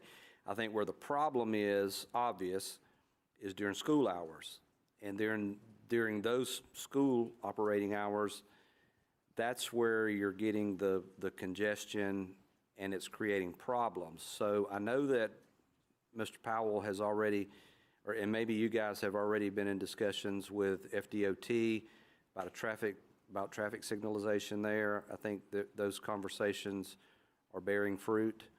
Correct. So if that were to take place, then maybe some of this would be alleviated immediately. But I want to turn every stone over. Let's ask ourselves, are those stop signs that are there 24 hours a day, I know those were requested in years past, but is that still a justifiable need? Is it something that with adequate police support that maybe you could eliminate having to have those stop signs there, and then you have fluid traffic at all times except for what a law enforcement officer allows during certain periods, that he can control that traffic flow? I just want to look at everything if we can. Absolutely agree. And yes, our conversations with the DOT office in Ponce de Leon, that traffic light got engineered last year and year before was funded last year. So our understanding is that they are waiting for the job on 83 and 331 to be complete, and then they'll bring in the next contractor. They didn't want to cross contractors on the same highway. Hey, Kobe, was that, Mr. Graham spoke on a sidewalk and lighting and all that. Is that in the same area or is that a different area when he spoke? You're talking about Mr. Donald Graham, Commissioner of CRA? I believe he was speaking of North 20th Street, if I'm not mistaken, North 20th Street from ECTC to Highway 90. That is something the city has applied for a grant for a sidewalk from there to 90. We were not awarded that grant. Mr. Powell and Ms. Hudson is from the Board of County Commissioners gave us the designs to that. That's how we applied for it, to save cost in that, because y'all went from Walton Road to ECTC. Right. And so that project is on our CIP and is something we're actively pursuing. Okay, all right. Anyone else? We had got a motion and a second to vote on. Let's restate the motion. To instruct Mr. Powell, Mr. Wright to conduct the needs. We can do that with direction, correct? Because you're going to be doing it for somebody other than yourself, I think it's appropriate. All right, moved by Commissioner Glidewell, seconded by I seconded it. Commissioner Curry. All in favor of the motion, say aye. Aye. Show it done unanimously. Okay. Thank y'all very much. You through getting beat up there, Mr. Townsend? Wise choice. He walked away with no bruises or scratches. Okay, number 22, Director of Governmental Coordination. Well, just a second. Mr. Chairman, we added, or we took number 4 off of the consent, but I think there may have been some confusion. Yeah, if Melissa would just reiterate how that money. Hold on. So the confusion, as it appears, based on your comments, Commissioner, let me confirm, you wanted to take the item pertaining to the South Walton Fire District Emergency Medical Services in the amount of $947,284 off of the consent agenda. Is that what you were wishing to take off? Yeah, that's correct. And that is what number on your agenda? My agenda says item 4 under administrative consent. So that is a former version of the agenda, just to clarify the record. Okay. As reflected on the screen, that is item 3. Because you were specifically requested item 4 to be pulled from the consent agenda without title, what I'm going to ask is, if the one you want to talk about is South Walton Fire District, Mr. Chair, we let him go ahead and talk about it, but then we take motions in regular agenda to approve both item 3 and 4 on the correct agenda, so that we perfect what we did and didn't vote on. So we can start on what was former item 4, now item 3, dealing with South Walton Fire District, if that's acceptable to you, Mr. Chair. Okay, so it was not 4 that was removed, or it was not the intent to remove 4, it was the intent to remove 3. Correct. Okay. But we're going to need to approve both 3 and 4 in regular agenda now to make that clear for the clerk. Okay, moved by Commissioner Anderson, seconded by Second. Commissioner Curry. All in favor of the motion? Well, hold on, he wants, I think, Melissa to state something on the record. Yeah, all I wanted, exactly what your email sent to me, just so, because I don't think I was as articulate as you would be on it. So could you just share the division of the funding that we give to the South Walton Fire Department and those coffers that it goes into? I sure will. Give me Hold on just a second. Do we need to dispose of the motion that would put us? No, the motion is on, so he's already pulled this, so there's no need to make a motion to address it. I just was clarifying for the record what item we were actually now taking. Okay, but my question was, we don't have to go back and redress that because we used the wrong number. Correct. We're going to redress it by voting on this item, and then we're going to vote on item 4 so that it's clear what we're approving. That's what Madam Clerk's showing she needs for the minutes. Okay, Ms. Thomason? Just to clarify, the item before you today for $947,284 is for EMS services. That is a 3% increase over last year. South Walton Fire District also receives TDC lifeguard services. That agreement for fiscal year 26 is in the amount of $3.25 million. And there is another agreement for short-term rental, the short-term rental certificate program in the amount of $220,000 per year. So this agreement today before you does not contribute anything for their regular fire department services. Those are funded by ad valorem taxes. And in North Walton, those are under the Walton County Fire Rescue, so those come through the Sheriff's Office budget. Thank you, Melissa. That's all I want. I just wanted to be record out of Melissa's mouth. So instead of mine. Motion second on that. Yeah. All in favor of the motion, say aye. Aye. Show that done unanimously. Let's take a motion on the correct item for the Walton County Housing Agency to show that that was independently approved. I'll make a motion. Moved by Commissioner Glidewell, seconded by, I'll test. Oh, hold on, we got Madam Clerk's asking a question. Yes, ma'am. Commissioner Anderson made the motion, and it was seconded by Commissioner Curry. Number 4, I made the motion, Commissioner Curry made the second. So Anderson, Curry, Glidewell, Curry. Have we done an all in favor on that? We have not voted. All in favor of the motion, say aye. Aye. All opposed, nay. Show it adopted unanimously. My apologies, Board, for the wrong agenda item. I'm sharing competing agendas as well, so you're not by yourself. But it was no fault of staff, I promise you. All right, so that brings us to, we're at admin.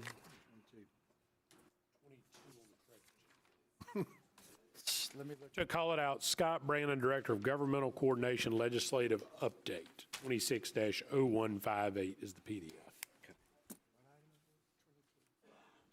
I don't think our numbers are going to help us much. You recognized.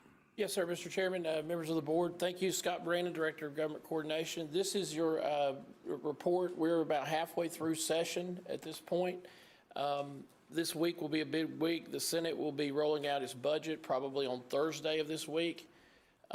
There's likely that the House will be doing that next week. At this point, when the budgets come out, we think maybe we'll get some indication of what's going to happen with property taxes at that point. So maybe later in the week, we'll get an idea of what that might start to look like. Specifically on our Senate Bill 180, Senator Gates's bill, Senate Bill 218 that we discussed last time, the fix for 180, and it actually exempts us from the bill, is moving this week.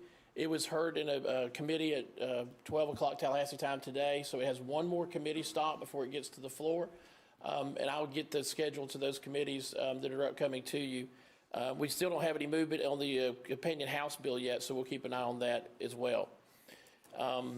Other than that, you got your bill tracking report from Heffley and Associates last week, and I think it's got all the bills that are tracking and kind of keeps up with it. If there's anything that you didn't see on there or comes to your attention you want to add to that, just let us know. And you'll be getting a new one of those this Friday that'll have it updated, and so let me know between now and then if you'd like to see something else added to it. But you'll be getting that report on Friday. Commissioner Anderson, you had asked one specifically about putting hearings, committee hearings and schedules online. We're working, Jason is working, we're doing a link with the Florida channel. We've run into a little copyright issue with the Florida channel. It's going to take a week or so to sort that out, so it's not up and running yet on the site. But in the next week, we hope to have that working as well. Sounds like a great idea. Thank you, Commissioner Anderson. Yes. And if there's no questions, that's your report, and I will get you an updated report on Friday, and I will see you at the next board meeting. Any questions for Mr. Brannon? Thank No? you. Thank you. All right, let's pause on 23. That may take a minute, and maybe we can wait till the end. Let's go to 24, engineering.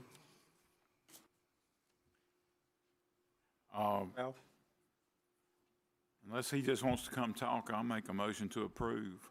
I'll second that motion. Moved by Commissioner Glidewell, seconded by Commissioner Johns. All in the affirmative say yes. Yes. Hey, Yes.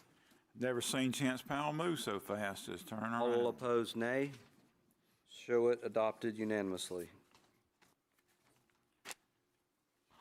Item 25, request approval for Planning and Development Services staff to initiate a county-sponsored future land use map amendment rezoning application for Walton County parcels number as stated. And note, this is, while Mr. Schoen approaches the initiation of a sponsored amendment, it has to go through all the formal processes. You are not approving an amendment tonight. You're just authorizing them to start this process to correct the issue. Mr. Schoen? Yes, sir. Good afternoon. Thank you, Mr. Atkinson, for that brief introduction and clarification. That's exactly what this is. Planning staff is requesting the ability and the approval by the board to initiate a future land use map amendment and rezoning for two subject parcels identified in your packet. Mr. Chairman. Just to give some background, these two parcels are the commercial parcels at Fannon's Restaurant and the bait shop next door. These parcels have been commercial since I was a little boy, and I'm not saying how long that was, but over 50 years. They've paid taxes all this time as commercial property. And coming up with, or in asking for this, staff found records back to the early 80s and since that this is commercial. This was not made commercial when the original 96 land map was made. It was a county error, and nobody caught it until recently. The owners found out that they can't get insurance anymore. Their property, if we had a disaster, couldn't be rebuilt, and they can't sell it. So, Motion to approve. I would make a motion, or I will second the motion. Okay. Moved by Commissioner John, second by Commissioner Gladwell. All in favor say aye. Aye. All opposed, no. Show that adopted unanimously. Can't believe y'all didn't want to hear more of my history lesson. Sorry. It was good, though. I was trying. All right, 26, Public Works. While Mr. Wright's coming up, I'll help him out with 26. This is approving the chair to execute and then to file this map with the clerk of court, which would dedicate the property to the county under 95-361 based on our statutory maintenance obligation that we have fulfilled. Is there a motion? Motion to approve. Moved by Commissioner Gladwell, seconded by Commissioner Johns. All in favor of the motion say aye. Aye. All opposed, no. Show it adopted unanimously. Thank you, buddy. Number 27, this is a request with Water Management Districts reached out and asked for some assistance with some side mowing down at Tilly Landing, which is off of 81 on the Choctawhatchee River. We do have an agreement with them from a prior board. It doesn't specifically list Tilly Landing, but we have done some work to help them under that agreement. But since it didn't specifically list this, we wanted to bring it to the board and just make sure y'all were good with it. Motion And to we're approve. certainly good with it. Second. Moved by Commissioner Gladwell, seconded by Commissioner Johns. All in favor of the motion say aye. Aye. All opposed, no. Show it adopted 5-0. Okay. You want to take a short break? Yes, Commissioner please. Curry? Let's come back at 3 p.m.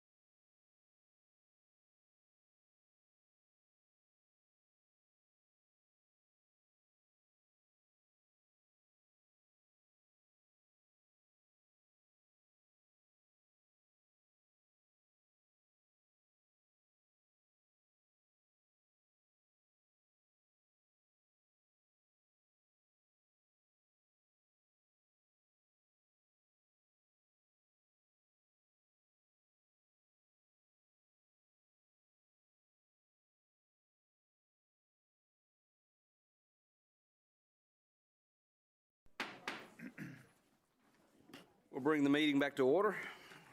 Hope everyone enjoyed the break I did.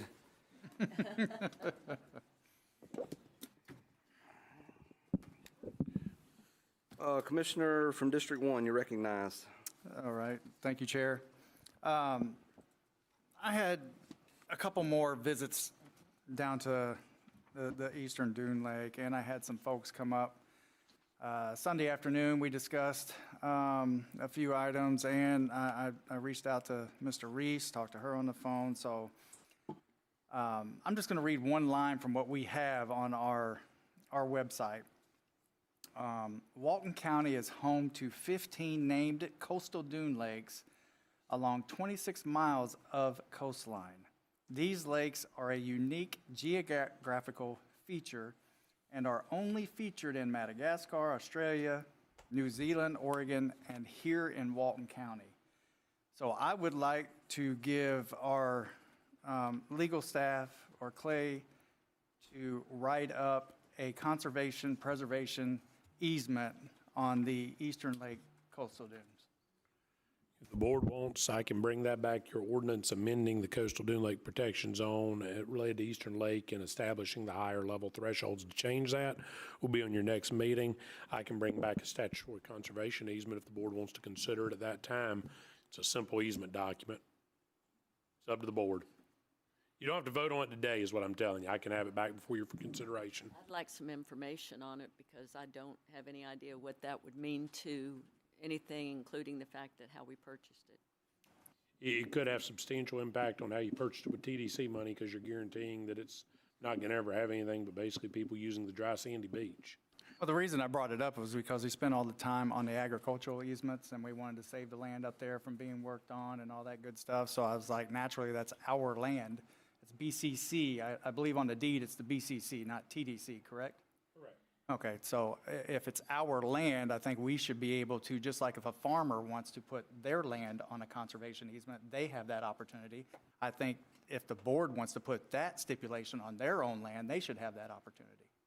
Mr. Chairman,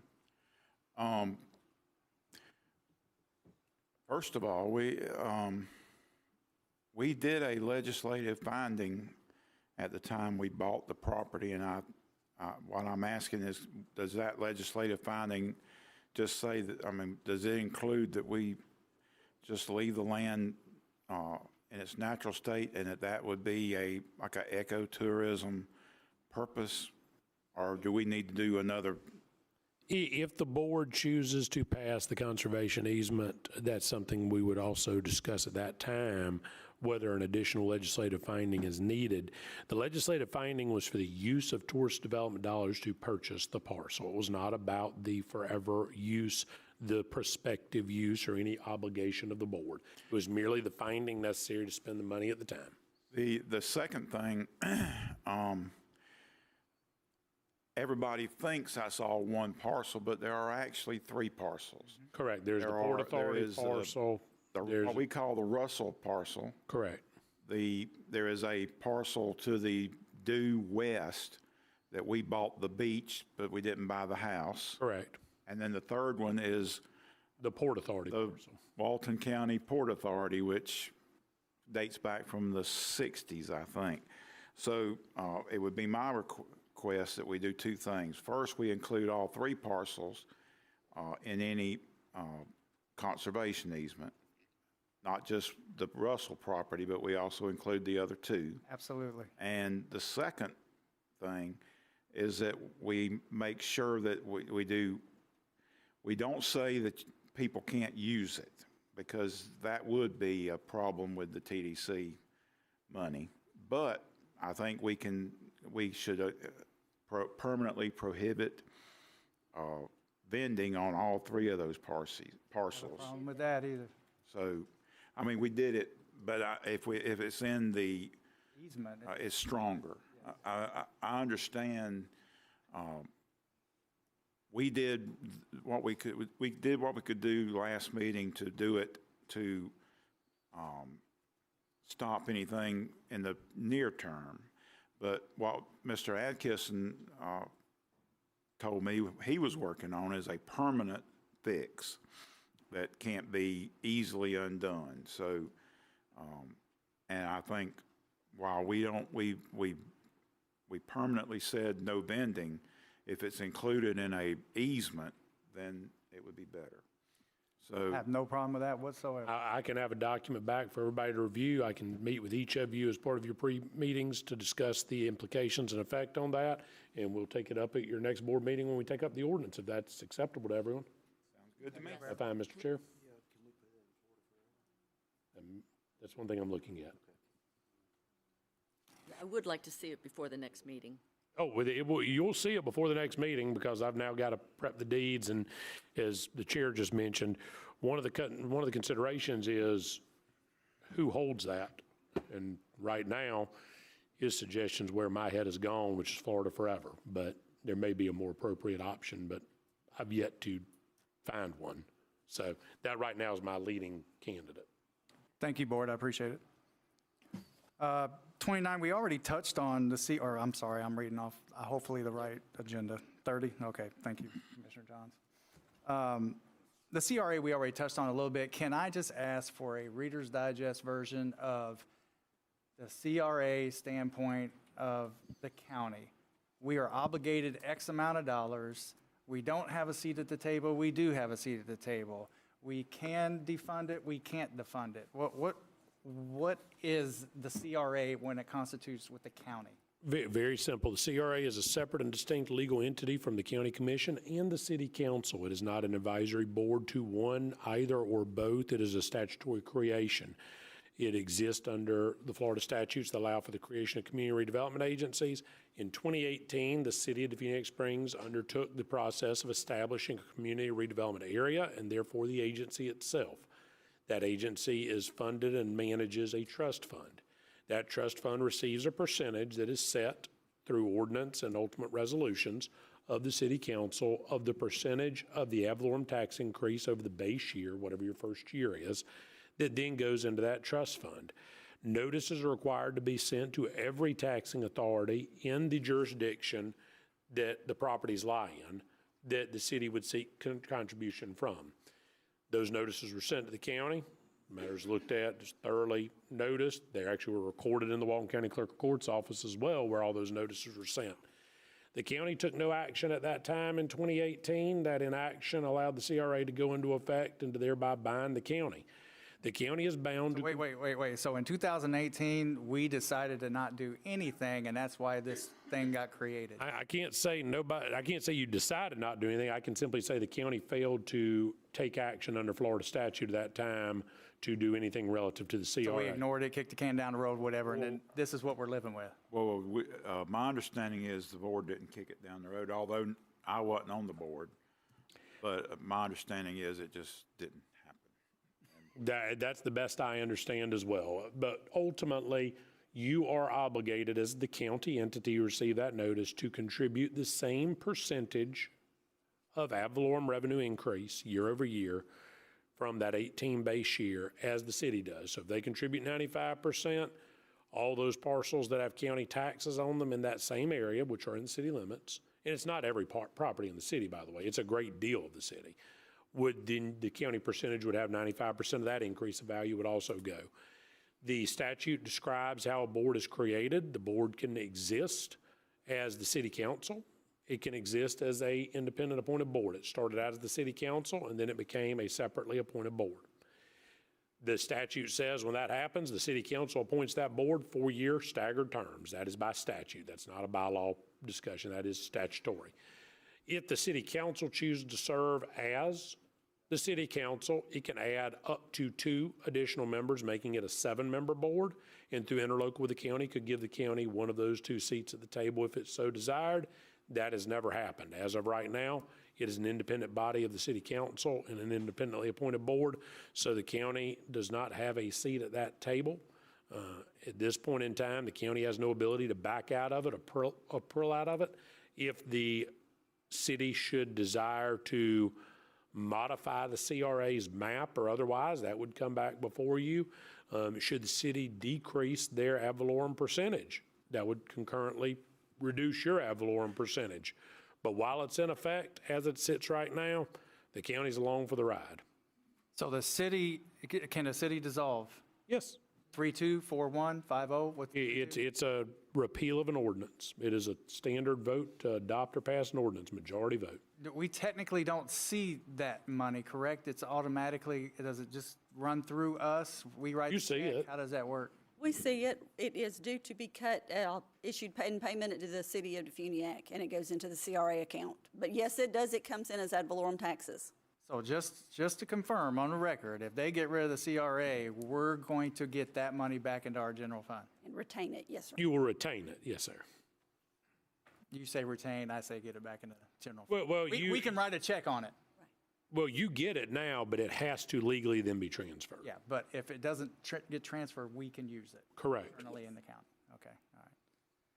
But you show it on your ad valorem revenue, is I think Ms. Thomason's point. Okay, It gets booked and then pushed out. okay, all right. I just wanted to get the gist of the whole CRA. If anybody else has any questions, I mean, feel free. And I'll just simply say the concept the legislature created in 1969 was the ability to improve blighted properties and to allow ad valorem money to be pledged for bonds without the need for referenda. CRAs are a hotly debated issue, not just here, but everywhere. They are probably one of the most investigated and probably have had as many grand juries called against them as every county in the state combined during their entity. So it is not unusual for them to be controversial or hot-button topics. I just find, I mean, maybe that's because I'm new into this realm, but I just find it hard to believe that we give money to an entity that the city entities should be doing for themselves.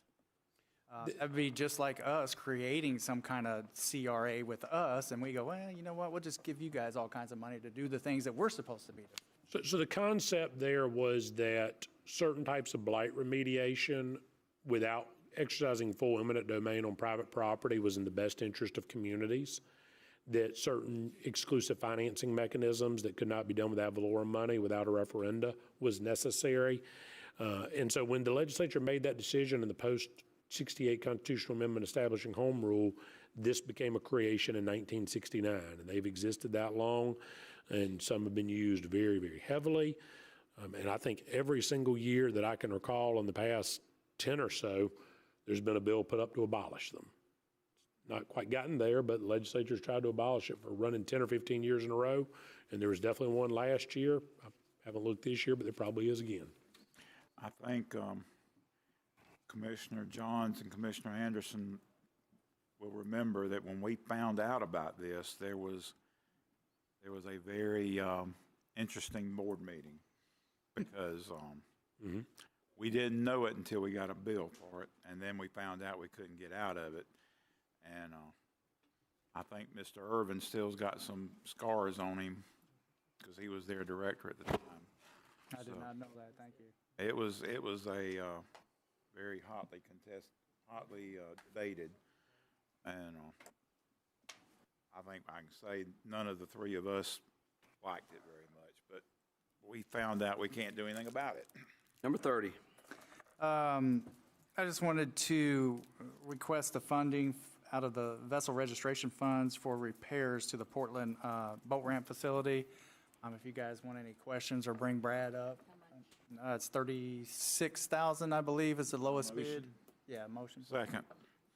Motion by Commissioner Curry, second by Commissioner Gladwell to use the money as stated in item 30. All in favor of the motion, say aye. Aye. All opposed, no. Show it passes unanimously. I had a question. Question. How much is left? No, is the money there, or is it money that's going to be there? No, it's there. I think Melissa's 200. It's there. It looks like there is $311,801 in there right now. Don't everybody jump at once. Don't jump at one.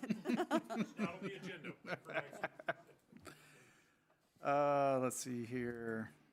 Item 31, I was at the TDC meeting, and I heard the request, and I've talked to Clay, and I think the discussion on the Grayton Beach Parade. I keep reading off the screen, sorry. I'll jump in right Go there. ahead, please. I have talked to Commissioner Curry. I've talked to several commissioners who would like to help find a way to fund this.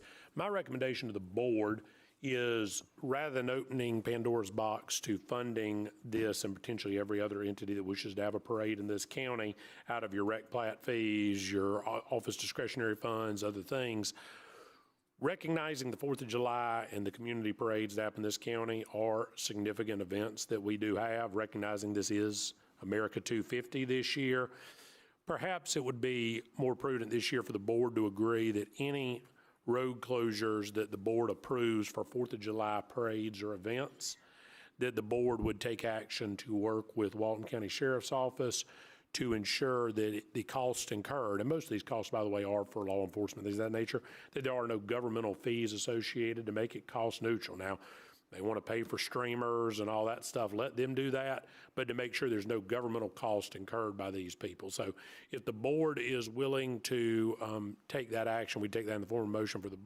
county staff to work with the sheriff's office to determine how to make sure there is no governmental cost associated with any of these 4th of July parades. Moved by Commissioner Curry, seconded by Gladwell. Commissioner Glidewell. All in favor of the motion say aye. Aye. All opposed, no. Show it adopted 5-0. Thank you, we'll get on that. Mr. Chairman, excuse me, Mr. Oh, yeah, go right ahead. Could you also get with Billy Bazette on that? I believe Billy's here if he hasn't already left, but I absolutely will get with Billy about it. We'll make sure you're covered, Billy. Thank you. Last item. See, you guys thought it was going to take 4 or 5 hours of my stuff. Looky there. I see that look, Commissioner Gladwell. Is Melinda here? Ms. Gates? I may not even ask you a question, but just in case. So going through my document dump that I got from the Florida Department of Environmental Protection, I ran across a few letters where the Coyote landfill is, east and west. And each time it looks like somebody tried to do something on there, and this is as late as this letter from 2022. Basically states, and I didn't bring my cheaters, but preliminary assessment activities indicate the presence of the following contaminants, and goes in names, arsenic, aluminum, all this other stuff, into the drinking water, or primary or secondary drinking water standards. So I got 2 of those letters, and my question is, 2008 they were tested, then they were tested in 2018, and when I say they were tested, the actual wells that go down to the drinking water aquifer, whatever you want to call on here, it says medium well, it says these wells were last sampled in January of 2008 by a consolidated representing the former owner of the facility. Monitor wells, construction details, water level measurements, and groundwater evaluations are provided in the table below. So this is my question. They got these results in 08 and 018, or 2018, and the questionable outcomes were high levels, or whatever they want to call them, out of these wells. And we didn't go back and test out of these wells as far as I can see, and that's what I'm going to ask you in a second. I do appreciate the water test that we did when we went out there and we did the lake that was behind there and all that good stuff. And from what I hear, it's looking positive. But my question is, why hasn't FDEP or EPA or whoever tested or found these bad test results in these wells not retested these wells? And I think you said, I've talked to you before, that, Melinda, and you're having difficulties getting that information as well to this point, unless you have some more information for me. Okay. If I could clarify one thing, though. Yes. We keep on talking about wells. Yes. So these are monitoring wells in which they are sampling from. They do not go all the way down to the Floridan aquifer, which is where the drinking water supply comes from for, like, the city of Freeport. Okay, so I just wanted to clarify that. Typically, monitoring wells are within the superficial, not deep aquifer wells. So I do want to clarify that. Well, I mean, my question, I guess that's what I don't understand. I'm glad you're up here, because it says, based on your request, the site investigation section collected groundwater samples. So does that mean 10 feet down, 20 feet down, 50 feet down? I mean, it has the tables right here showing the depths. So I don't know at what depth do we drink out of? It's significantly deeper than that. Okay. That's going to be your superficial aquifer. So there's several layers of aquifers. The superficial is the most top to the surface. And then you have your Florida, and you have an upper and a lower. And you typically, in most parts of Florida, you're getting your drinking water from the Floridan aquifer. There are others where it's coming from sand and gravel, but most of it's coming from the Florida. Okay, so I guess my question would be, why wouldn't somebody, I mean, that's 2018, it's 26 now. And nobody, when they found these issues in 18, they didn't say, hey, you know what, let's come back and check these 3 years later, 4 years later, 5 years later? They did. Where's those at? I haven't seen those reports. So DEP, these are privately owned facilities. So DEP regulate those through a solid waste permit, and the groundwater monitoring wells that we're talking about there, that's part of their groundwater monitoring network to look for contamination issues where you have some problem. They did identify that problem. I think you talked about the SIS. Yes, that's what this is. That's a DEP office. They actually did that sampling themselves, but they're having trouble. These things have changed hands, changed ownership, and the owners are basically dodging DEP right now. So The current owners are dodging this? that's pretty much what we can tell. So you and I discussed the other day, I think probably the best thing we could do is maybe ask DEP to come over, maybe sit down and meet and discuss this, tell us what the current regulatory status is, what they have done and what they plan to do, and so we can tell a little bit more about what they plan to do, because we don't really have regulatory authority over those private landfills. That would be outstanding if I could have them do that, if it's okay with the board. I mean, could they come around? It's because I know Commissioner Gladwell has some issues up in his I'll have to area. find out. I don't know how willing DEP is going to be to go around and do that, but I think I'll play nice. At the very least, we can take notes and take it around. we can definitely talk to them and find out what the status is. All right. That's just the questions I had. I mean, we find out something, and then we ignore it for 6 years, and then until I get a document dumped, I'm like, well, what the?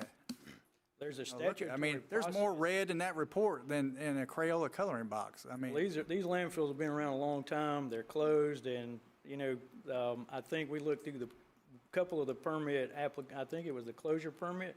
Yeah. And they were only required to monitor for like 5 years.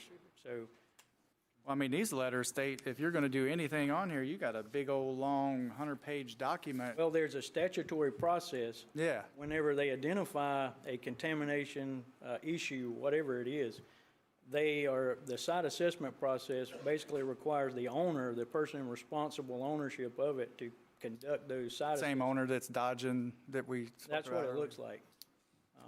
Quite expensive is what it boils down to. So DEP should have some idea about what they can do, what they may plan to do, probably be a legal process, but we need to talk to them about that. That's all I have, Chair. I appreciate it. Okay. Commissioner from the 2nd District, you recognize. Thank you, Mr. Chairman. A few weeks ago, we talked about Eagle Springs and things that needed to be done there. And both Commissioner Curry and Commissioner Johns made mention that we needed to build a new swimming pool, an Olympic-sized swimming pool at that facility. And on reflection, that's a good idea. So what I'm asking is that we instruct staff, the purchasing department, to put out an RFP to do the design and permitting on a swimming pool at the Eagle Springs Sports Complex. And I'll make that a motion. Would you amend that to, would this depend on getting rid of the current swimming pool? Well, we can't get rid of the current one until we have the first one. But yeah, if we build, once it's completed, we'd get rid of the old one and make it probably a parking lot. And this is just to get numbers on how much? Yeah. So we want to get pricing, specs. Design and permitting, yeah. You already made the motion? I'll second it. Motion by Commissioner Gladwell, second by Commissioner Curry. All in favor of the motion, say aye. Aye. Opposed, say no. Show adopted unanimously. And with your indulgence, Mr. Chair, I would like to recognize that the Paxton Bobcats boys basketball team, the Walton Braves boys basketball team, and the South Walton girls basketball team all won their district championships and are playing in the regional semifinals or quarterfinals, depending on the class, this Saturday night. So that's a big achievement. In Walton's case, I think it's the first time in about 10 years. So I just think we need to recognize our student athletes. So recognized. We commend them. Okay. Commissioner from the 4th District, you're recognized. Thank you. I just have received an email from the Coalition Against Bigger Trucks, and what they're asking for from us is just our support in preventing the Congress to allow larger trucks. And when I say larger, we're talking about double trucks as well, and 5 feet extension on the first truck, 5 feet extension on the second one, or heavier trucks all the way around. And some of the data behind that is from like 2013 to 23, which is the most recent year available. Truck crash fatalities rose by 73% in Florida. And a review of the number of local non-interstate bridges in Florida last year found that 991 local bridges would be at risk of needing replacement with a total cost of about $2.5 billion. So they have asked that we join them in asking that we do not allow for these larger trucks. And I personally, because of personal reasons, I don't think we should have the larger trucks. I think we've got enough trucks if you drive down I-75, big trucks all the time. And so I think that it's a safety hazard. And I would like to ask if we as a board can send a letter stating that we support their initiative. And I believe they also asked for a resolution. Yes. Commissioner, I've reviewed that, and certainly we'll bring it back on a consent agenda if the board does approve us to do that and draft the letter. I would note that the Florida Association of Counties, the National Association of Counties, and the Florida, I believe it is the League of Chiefs of Police, have all signed off on this. The 2 associations have done so due to this being deemed an unfunded mandate, given we're responsible for continuing to maintain those roads without additional funding. Chair. Okay, so I just want to make, by doing this, we're not impeding our community investors and stakeholders, let's call it Amazon or FedEx, from being able to do what they do that we expect. They're able to use the same trucking now. This is would be a resolution basically going to federal DOT and Congress to consider the standards imposed on certain truck lengths, sizes, weights, and otherwise. Chair, may I? Give me 1 second. Go ahead. Does this create any negative commercial implications for those existing stakeholders that are currently utilizing a fleet? I'll defer to Commissioner Johns. I haven't researched that issue or looked into it. I just reviewed this as the legal form and sufficiency and the reason why a resolution would be appropriate. I can answer some of that. Go ahead. In my previous life, I ran trucking companies. Actually, it would be appropriate to answer this question, so. You're trying to get rid of doubles, triples.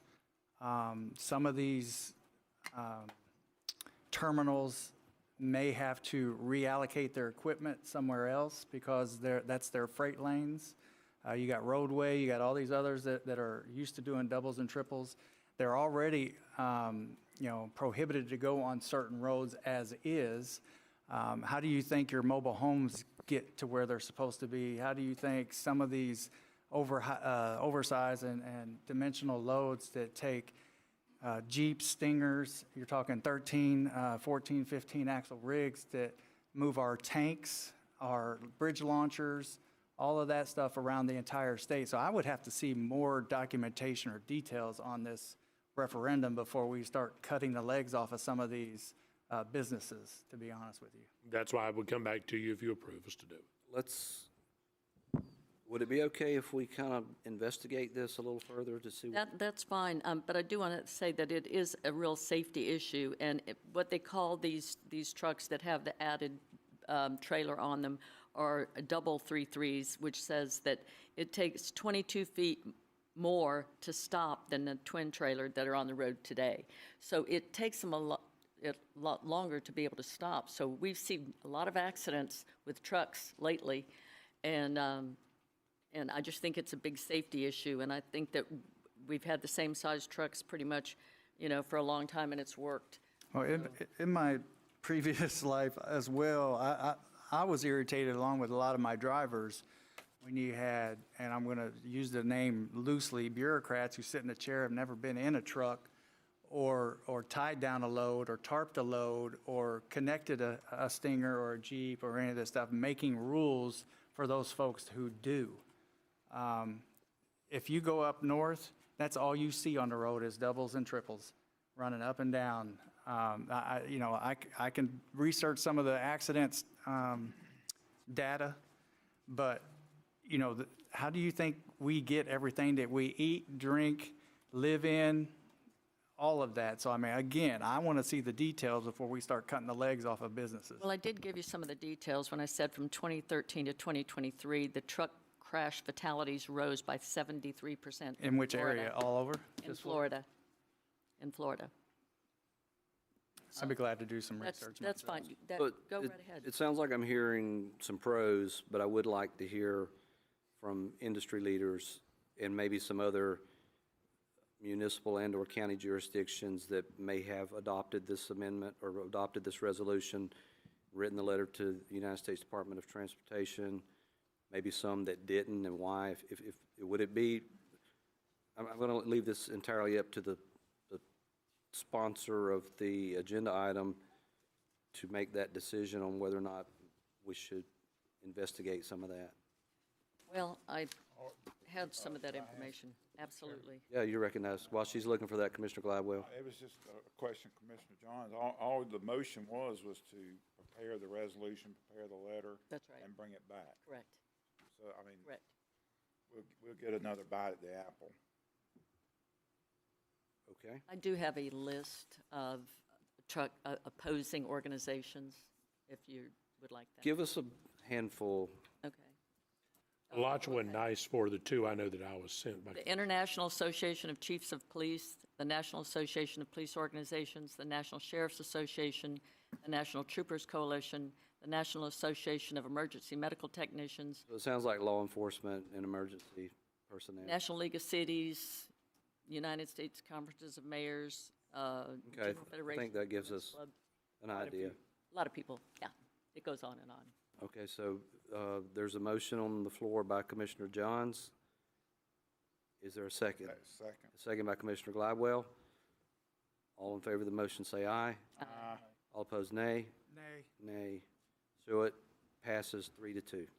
Now, let me be real clear here. I have some questions too, so. It'll be back on an agenda. Yeah, I just want to move it forward so we can find out the answer. Thank you. And I as well. Curry Drake. Great. The nature of my opposition was I would like to see it in writing before we agree to put something in writing. I would like to see it in writing before Correct. cast a favorable vote. But that's okay. We will get an opportunity to see it, and then we can take it from there. Anything else on that issue? Nope. All right, let's move to legislative item number 35. Public comment? We have public comments on the Okay, sorry, we got to flip back to, The boards. Other public comment. Oh, sorry. Under your name. all right.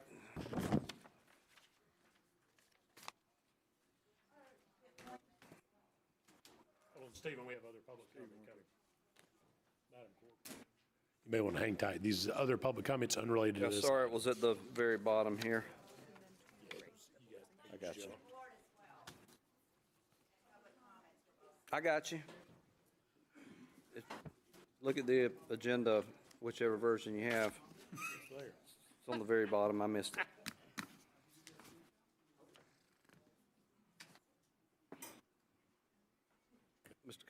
Councilman Cosin, you're recognized.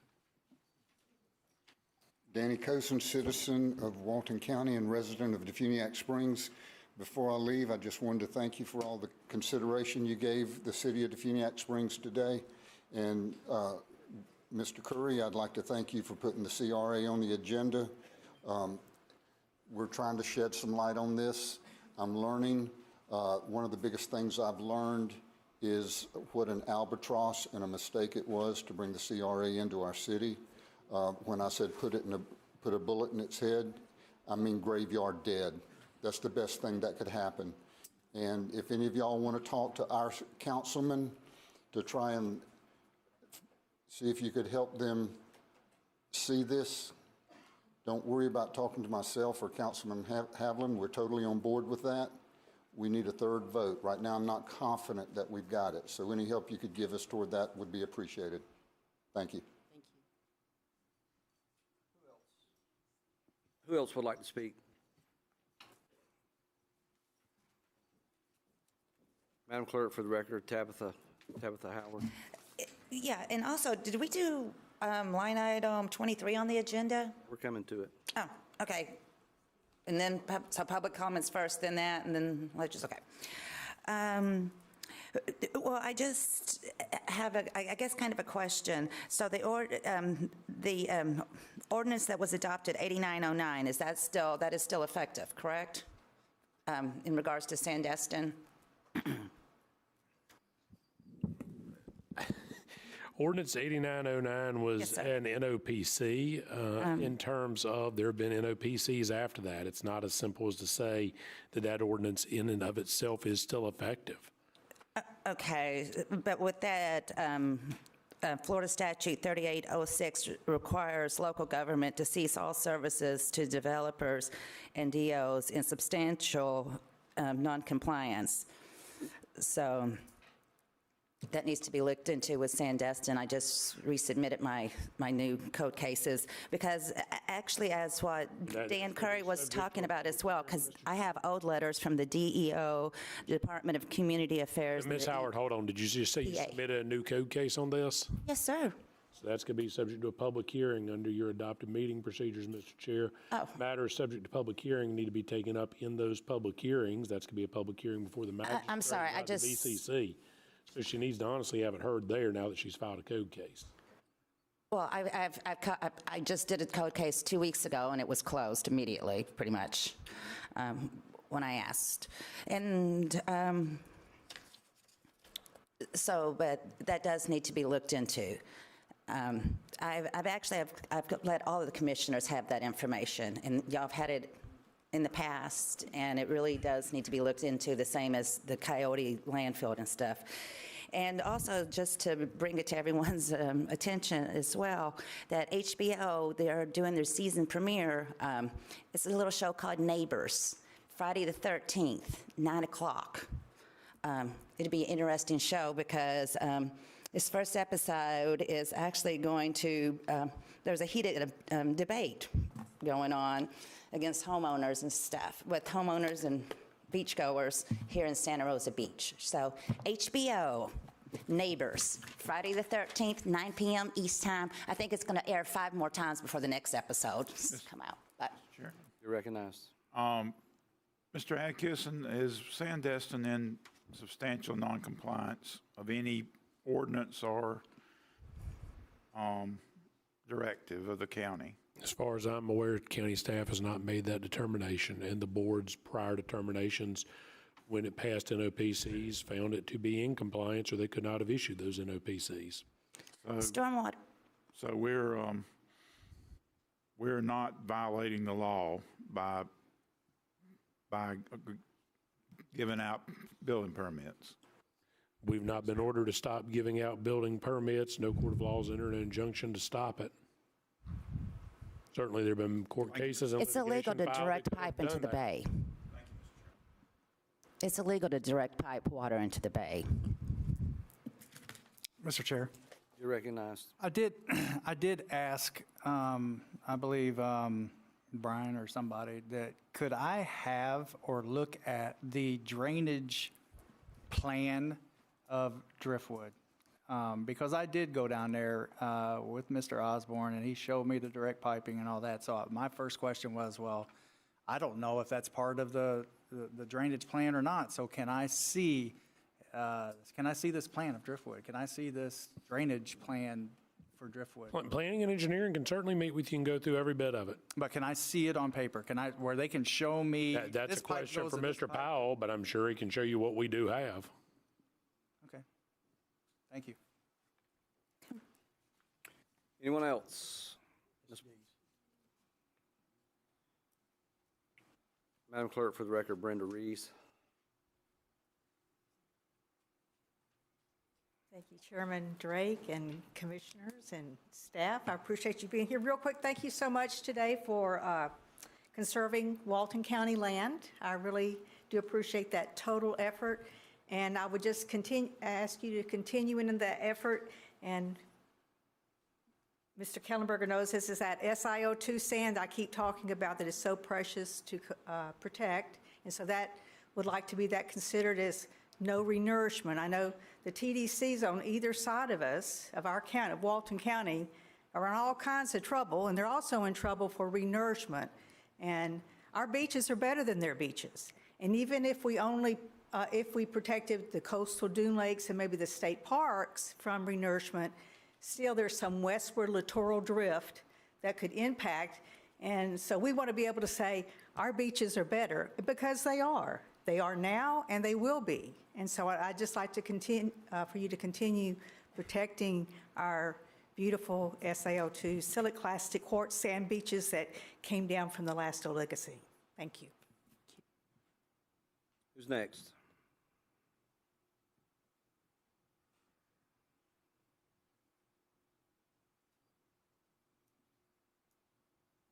Good afternoon, Commissioners. My name is Lynn Edwards, and I'm from Freeport, and I'm here to try to make a very emphatic point. In the last couple of months of last year, I tried to remind y'all, because I know you're super busy with lots of things to do, that we have an unresolved issue concerning MVM Mohawk landfill and what used to be known as Aslan.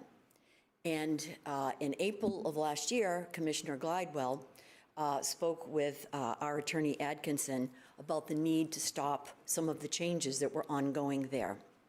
And the last few times I was here, I asked if we'd had an update to our water testing, and I've been following this right along. I believe, I don't have the exact date, but over the Christmas holiday, a lady by the name of Dawn Templin from the Florida Department of Environmental Protection approved a Class 1 landfill permit. Now, when this first came up, the property was originally, as I understand it, a Walton County property. It was bought by one attorney, Lee Perry, and it was a sort of a bait and switch. He promised us that we would have a construction landfill, Class 3. And there were 4 elements to his proposal, one of which, the most significant, was based upon a similar facility in Tallahassee. He was going to build some sort of a garage or something to hold all the metals. Instead, what happened, they have been dumped right over our aquifer. And when Commissioner Glidewell brought it up, he brought to mind the significant amount of heavy metal poisoning over our aquifer, coming right down through into Freeport and over to the other side of the bay in our very valuable 30A area. Most people know nothing about this. I talked to a couple on either side.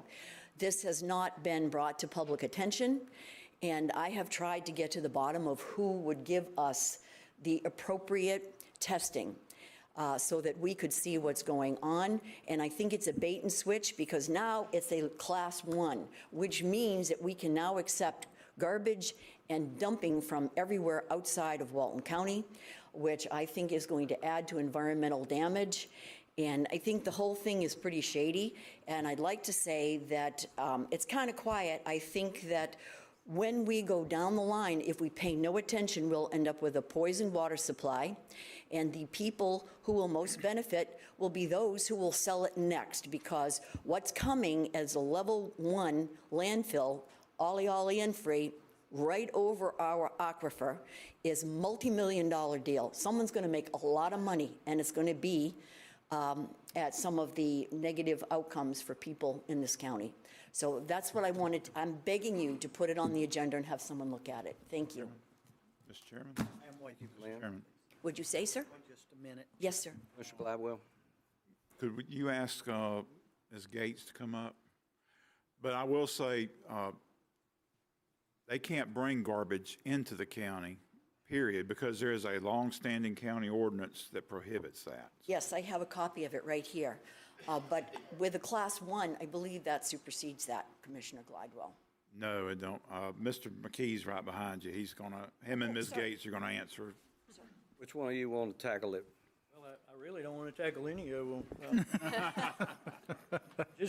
Just briefly, they did get a permit to convert a portion or some of the landfill from a Class 3 to a Class 1. I don't know all the details on it, but I will tell you that the existing landfill is a lined landfill, so it has a liner under it to capture, to protect the groundwater. I know that probably doesn't make you feel a lot better, but it's way better than just a hole in the ground. So a Class 1 on top of that will also have a liner on top of it. That's assuming they brought in Class 1 garbage in the first place, which is your household garbage, which is degradable waste, food products, all, you know, it's the strong unsanitary garbage versus a Class 3, which is basically C and D plus. So right now, I mean, they do have that permanent modification to do that. I believe they did change their leachate collection and treatment system here recently. I believe they got a permit to do that. I don't know if they've constructed that yet, which actually, according to what I can tell, is a more effective treatment system for leachate. Do you guys know what leachate is? I think I've explained that before, but essentially it's the garbage juice. So anyway, this system is more, it treats it more effectively than just, I think, the old system they had. Again, I don't know all the details on it, but it is a private landfill, so that's also a little bit of a barrier to us, you know, knowing a whole lot about it. Mr. Chairman. Well, to that, I would say to you, sir, whose job is it to monitor? This is a shared human resource for the whole of the county. And even if it's private property, do we not have the right to determine what is affecting the health and the environment? And it goes right down to the bay. Yes, ma'am, and that, the lady that you referred to a while ago, Dawn Templin, she is the solid waste engineer for DEP. Yes. They are the folks, just like the county folks, that regulate it. They report to them. They have a consultant that samples all the water. They test it. They have reports on all of that. But DEP is the agency that you would need to talk to about that. And yet they did nothing for all the years before. So I don't have a lot of faith. Mr. McKee, where are we at in that, where are they at in that process? Which particular part of it? It has a lot. The monitoring or the installation? To escalate to a Class 1? I think they have a permit issue. They got it. It was issued in December. Right. Now, December. going back to what I think Commissioner Glidewell said, to bring in Class 1 garbage, right now Walton County has a contract with Waste Management for all Class 1 garbage is collected and taken to Spring Hill through our transfer station. So we don't bury Class 1 garbage here in Walton County. As far as I'm aware, Mohawk Valley isn't burying Class 1 garbage in their facility either. They just have a permit to do it. So I don't know where they would get it. They'd have to bring it in from out of county, which our ordinance prevents that at this point. So I think they just planning for the future, but that's about all I can say about I it. do think you're being optimistic, sir. Well, Commissioner Anderson? yes, I seem to recall that we voted for no more Class 1 garbage facilities in the county. And, I'm sorry, and can you, sir? I said, I seem to recall that and I think you made the motion, Mr. Glidewell. I did. And I second it, if I can remember correctly, that we voted no more Class 1 garbage. Now, I don't know, and this is a question for Mr. Adkison. If he doesn't know, just tell us and check on it. does DEP have the right to overrule us if we don't want a Class 1 garbage facility here? I think it comes to when those permits were created or obtained relative to when your regulations went into effect, but I'll gladly look into it as to this specific issue. Right, because me personally, I don't want any more Class 1 garbage in here. Seems to be a segue. And if it's one of the companies I talked to about coming in, and I don't know that it is, I'll have to get with you to find out all that information, or with Billy and Melinda. And they looked me in the eye and said, no, there'll never be Class 1 garbage here. So I'm gonna have a conversation with them, if it's them that told me a lie. And I don't want any more Class 1 garbage facilities in here. I know that if we have one and we monitor it, and we've got good people working for us that know what they're doing. But I agree with you, this is scary as hell. And I would like for you to look into that, Mr. Atkinson, and next week, you two set up an appointment with me at my office, okay? We'll discuss it. Just to add, we have a prime example with Coyote to look at. We have. Absolutely. Why do we, what's that, you keep banging your head and want a different outcome? I mean, yeah. So, I mean, it's. Well, and we had to clean up Coyote. Yeah. The county did that, and we got an award from DEP for it, and Melinda was over there, and. We did, it looks like we did our part. Yeah. But then we went, we don't need to test that stuff no more. That's very troubling to me that, DEP can come in here after and I'm pretty sure it was after we voted on that. I'm not sure about the date. I think it was in process that they had the application in, I believe. I don't know for sure whether it was approved at that point in time before that motion was made, but again, it's just a permit. DEP permits things that I guess the county has the authority to have a higher regulation on. And I think the planning may have something to say about, I don't know if they need to modify their development order. That's a question probably for planning, but. Well, I'm very upset about this. We have not kept the commission informed about all the changes. Yeah, and I'm gonna be really upset if it's a company I talk to. And, so I want some information on that as quick as possible, and I'm sure everybody sitting up at this board wants some information about that, so. And Mr. Atkinson, as soon as you can run that down, let me know, okay? All right, thank you, sir. Thank you, ma'am. Thank you, Lynn. Thank you, Lynn. All right, Mr. Alford, could we get the air jacked up a little bit? It's pretty cold, and am I the only one that's cold? No, you're not.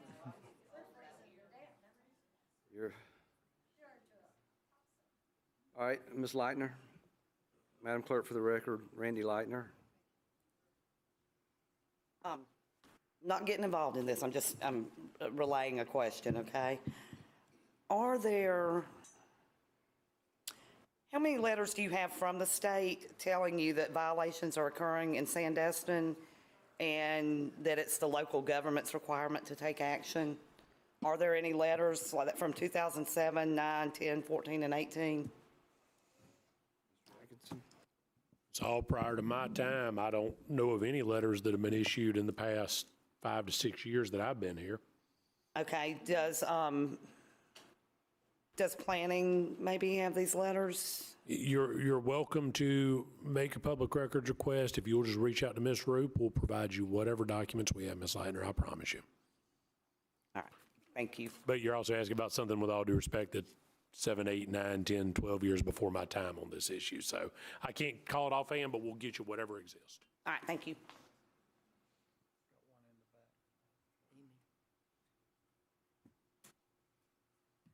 Madam Clerk, Amy Wise-Coble for the record. Hi, I was debating whether I was going to talk today or not, but I think it's prudent. We certainly, as you referenced, had a Parish Development Council meeting. And what I just want this body to understand, and I thought it was kind of, Dan, respect your comments and so much and your attendance at our meetings, but when you say bureaucrats and getting themselves involved in the trucking industry and how, that can be detrimental and not paying attention, I could not tell you guys the level of frustration among your bed tax collectors right now. Not only just the ones on the TDC, but of course the short-term rental ordinance. No, we weren't given much of a voice in that. And the frustration level just continues to grow. And it might not be whether you have to ask the TDC something, but sometimes maybe you should put on your hat that says, should we ask the TDC something? Would not ever want to be painted as somebody who doesn't fully support protecting our coastal dune lakes. I absolutely do. I think protecting our coastal dune lakes needs to be clearly defined. I mean, could we not have had a compromise of we're dropping the restroom facility, but we're going to be able to turn around at the end of a street where we brought 300 linear feet of beachfront with bed tax dollars? It's not any different than, it was at Legion Park, where I understand the residents are somewhat anxious that there's going to be more activity in there, but if we bought it with bed tax dollars, we have an obligation to enhance it to the level of the Walton County tourism brand. And so I drove all the way up here. I'm going to leave you with that. I just wanted to state that. I have a lot of respect for all of you, but this is really something we need to be paying attention to. Thank you for your time. Chair, can I go first? Oh, yes, sir. Go ahead. Ms. Coble, Ms. Wise Coble.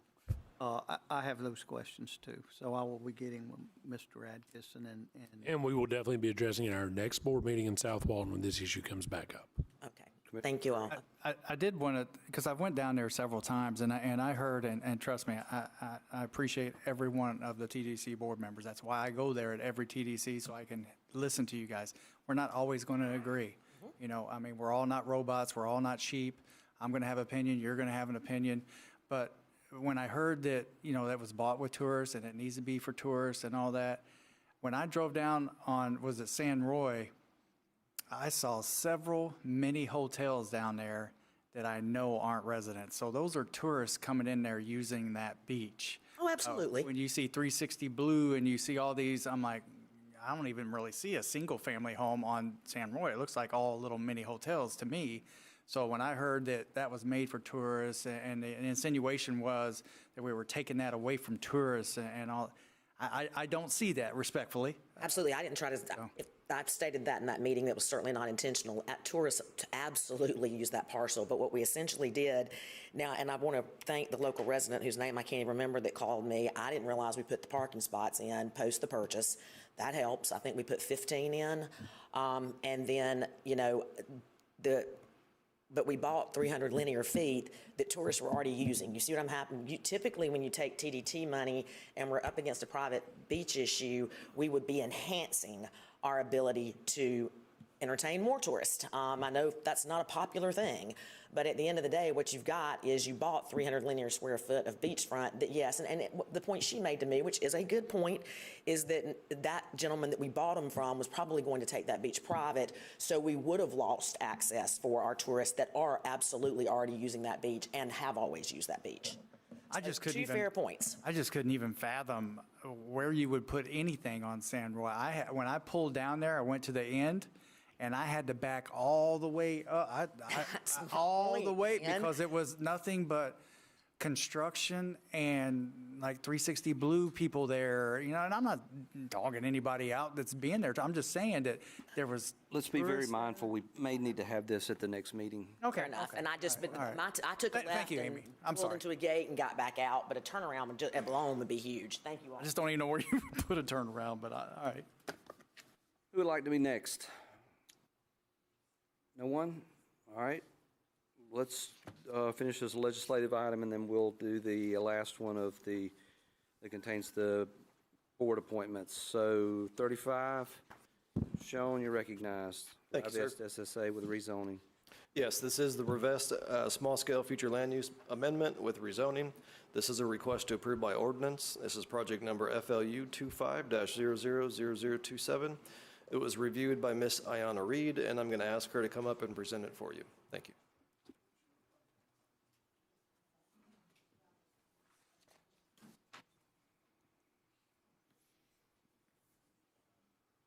Good afternoon. Hello. So this is Rivest SSA with rezoning. This is a request to approve by ordinance, project number FLU 25-000027. This is a future land use with rezoning application submitted by Dunlap and Shipman, PA, on behalf of Matthew Rivest, requesting to change the current land use from rural residential to general commercial. or a lesser category, and to change the zoning district from rural village to general commercial or a lesser district on 58 plus or minus acres. The property is in District 1, located at 2909 East State Highway 20, and is identified by the parcel number in your staff report. May I enter the staff report into the record, please? So entered. Commissioner Jones? You just I was just Accepted. Thank you. Okay, so briefly, if you look at Exhibit 6, the applicant's narrative letter, I do want to point out that the future development intent for this project, after successful rezoning, is to change it, is to develop a commerce park on the subject property to bring business and jobs to this commercial corridor. The proposed master plan for this property will include a park, breaking up the commercial development into pods.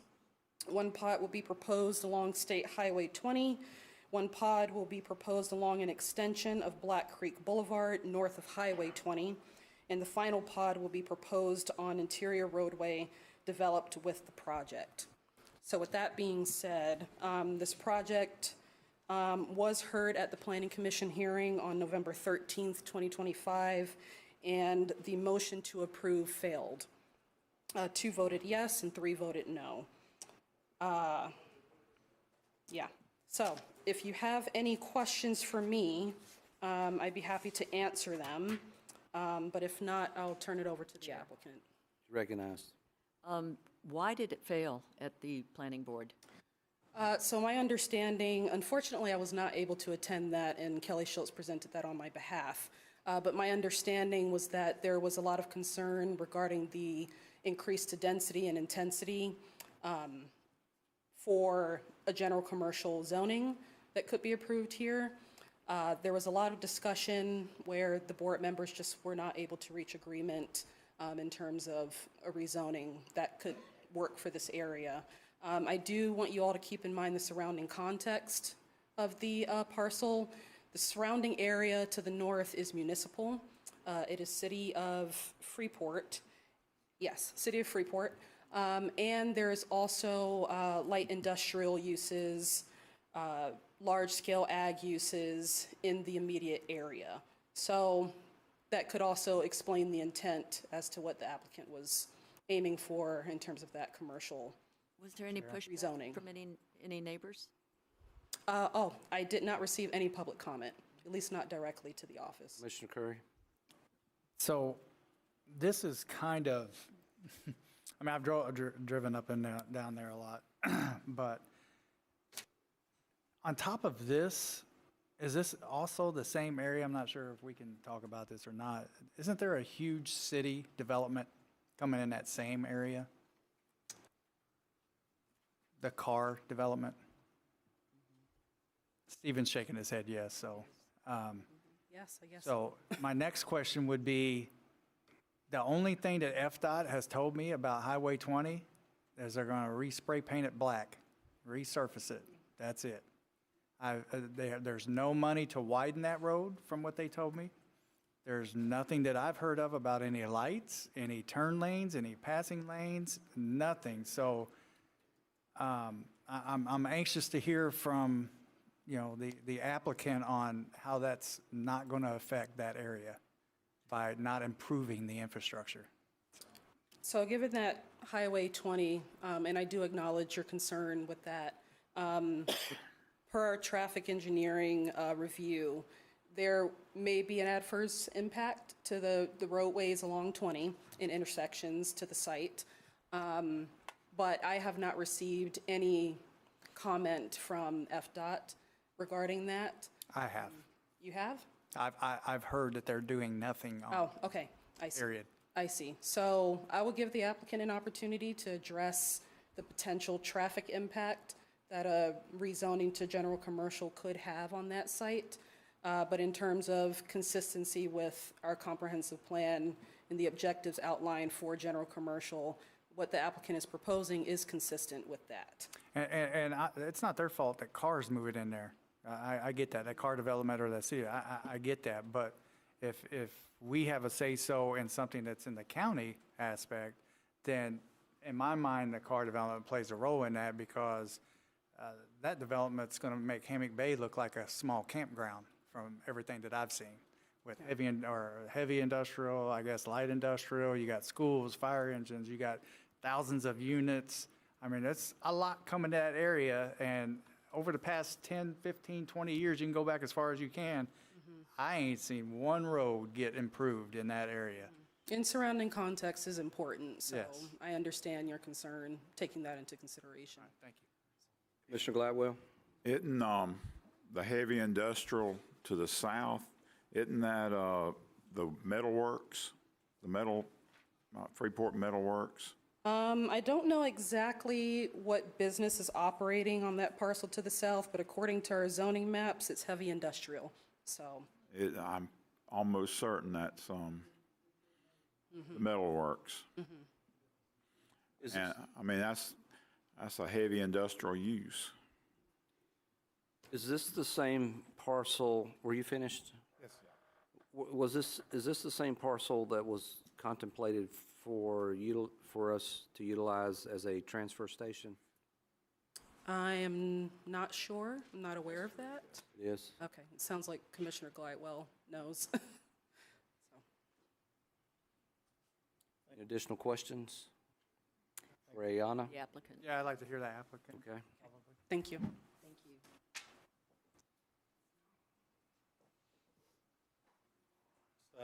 Normally, what I would do is get up here and have a presentation, but it sounds like I'm going to answer a lot of questions that haven't been answered yet. Yes, this is the location that the county was planning on putting a garbage transfer station, which would have made it heavy industrial. It is directly across the street on Highway 20 from a heavy industrial location, which is the metalworks plant. And right down the street is a light industrial site. And it does back up directly to the car development, which is the city of Freeport, that will ultimately, I don't know how many homes and apartments are approved for Hammock Bay, but the car development ultimately will have just under 5,000. I believe it was like 4,920 or something like that is what's authorized. That's not going to happen overnight. Our plan for commercial development won't happen overnight either. And Highway 20, I don't know about money, but it is on the list. This is east of 331, by the way, not west. It is on the list for lot widening. They may not have the money in next year's budget, but then neither is any of this going to get built next year either. But it is on the list, so at some point it will be widened. One of the things you need to remember is that in Walton County, there are only 6 major roads, 6. You have Highway 98 on the south end, which I remember vividly when it was a 2-lane road. We have Highway 331, which I remember vividly when it was a 2-lane road. We have Highway 20, we have I-10, which is limited access, and we have Highway 90, and we have Highway 83 to the east that Highway 20 connects into. Those are the only major roads in this county. So the proper place for putting commercial is on a major road. That's where you would want it. In fact, recently y'all had a DPZ study done where what you're required to do based on the Community Land Planning Act after every census, where, not necessarily DPZ, but somebody, where there were recommendations as to where the growth and the increased intensity and density sites should be. And this is one of the areas they recommended because it's a major roadway. Now, one of the reasons they want to put commercial in this particular area, yes, ma'am. May I? Sure. From what I understand, this is a commercial area, you want to put like a coffee shop and some, maybe doctor's office, things like that Right, in there? right. The plan, and we would have to come back for development order, but the Right. plan is when, I think they used the term, what was it, plaza or center?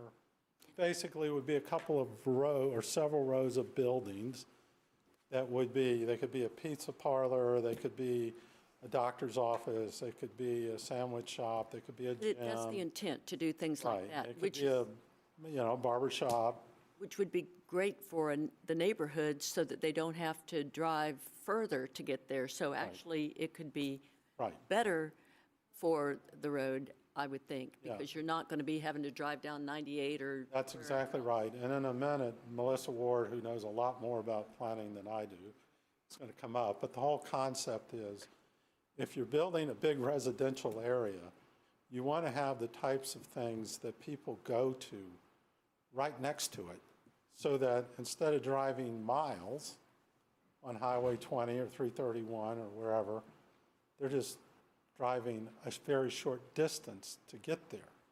And so the types of commercial activity that you would have here in general commercial is going to be the types of things that people would regularly go to: a doctor's office, a barber shop, a gym, a sandwich shop, a pizza parlor, those types of things. As just like, and I started out by saying, Hammock Bay, which I'm sure you're familiar with, Commissioner Curry, it's been under construction for, I think they started in '99. So it's been under construction for 27 years. The car thing will be the same way. If you approve the zoning change, we're then going to have to come back for a development order. Then we'd have to build it. We're not going to build it to sit empty while there's nobody there to consume it. But right now is when you would do the zoning change, which is what we're up in front of you for. Like it or not, the major roadways, and we're already seeing that outside Freeport on 331, everything's being rezoned. It wasn't that long ago it was houses. But you're gonna put the commercial businesses on the major roads. So Highway 20 and Highway 331, and Highway 90, and already 98, they're changing. And the zoning is changing because no one is going to build a house on it. You're going to put major roadways. And I would add, the county was looking at making it heavy industrial for a garbage transfer station, this very site. So it's actually, what they're proposing is less intense and less dense than what the county wanted to do with the land if you bought it. So with that, what I'd like to do is, and then the last thing, just as I bring Melissa up here, and we've handed out already a packet that I'd like to admit into evidence, because it is a hearing. It's a different kind of hearing. It's not a quasi-judicial, but it's still a hearing, and you're supposed to make your decision on that evidence.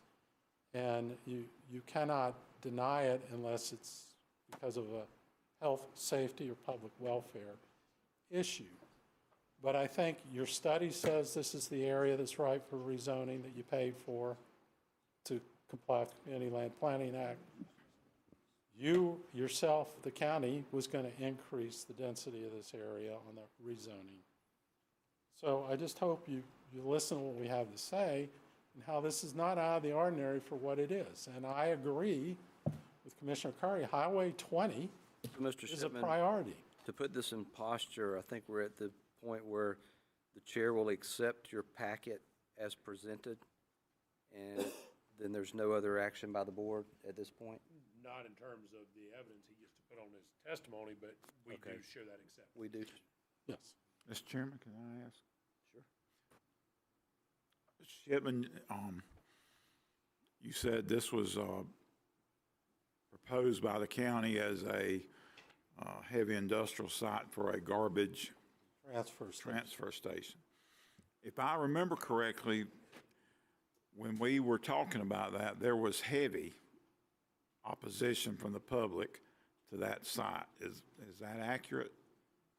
I wasn't involved in that, but I believe most people who lived anywhere near there, including the people that are soon, or who may live there in the future in the car development, wouldn't really want a garbage transfer station right next to them. I can't imagine a more undesirable thing to live next door to. And I believe you said there are no public comments against this project or against this rezoning. Is that an accurate statement? I have not seen any. I saw one letter actually in favor of it, but I have not seen any other letters. That doesn't mean they didn't come to the planning department. They don't necessarily get to me. Chair. Okay. Chair. So we can, yes, you're recognized, Commissioner Curry. Just a couple points.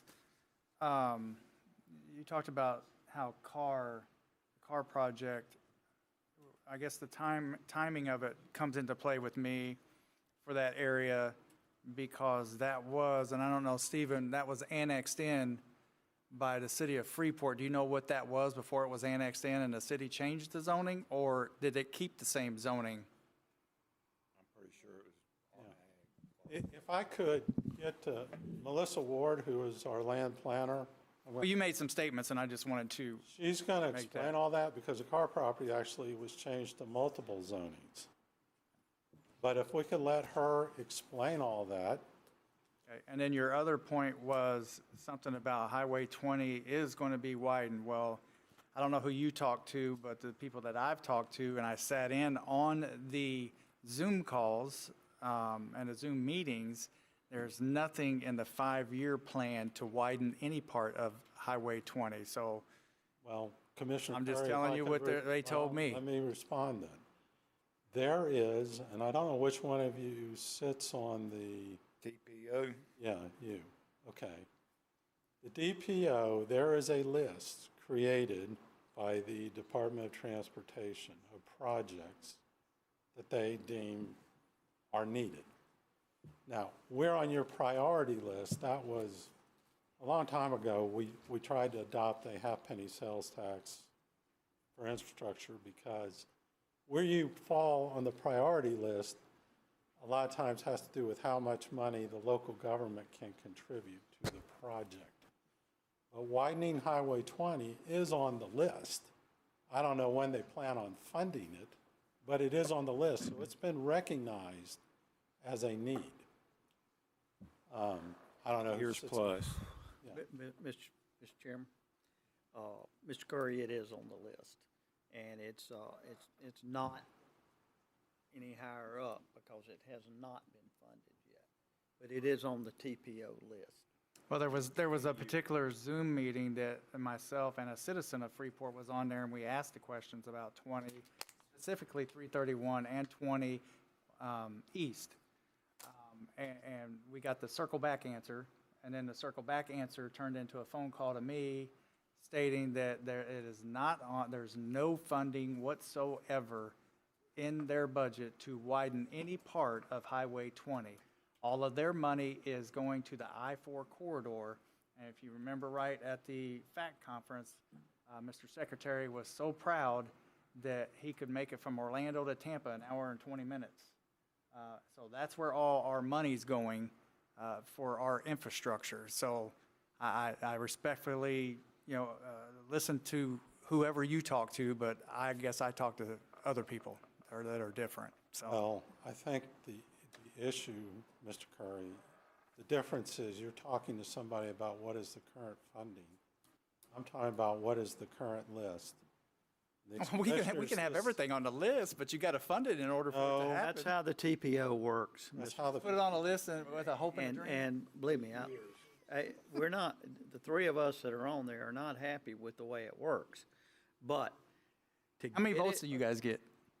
Five for the county. Yeah. And it doesn't get moved up. The only way it gets funded is if it gets moved up. And being that we're, what are we in Walton County, 4? Then we're outvoted a lot.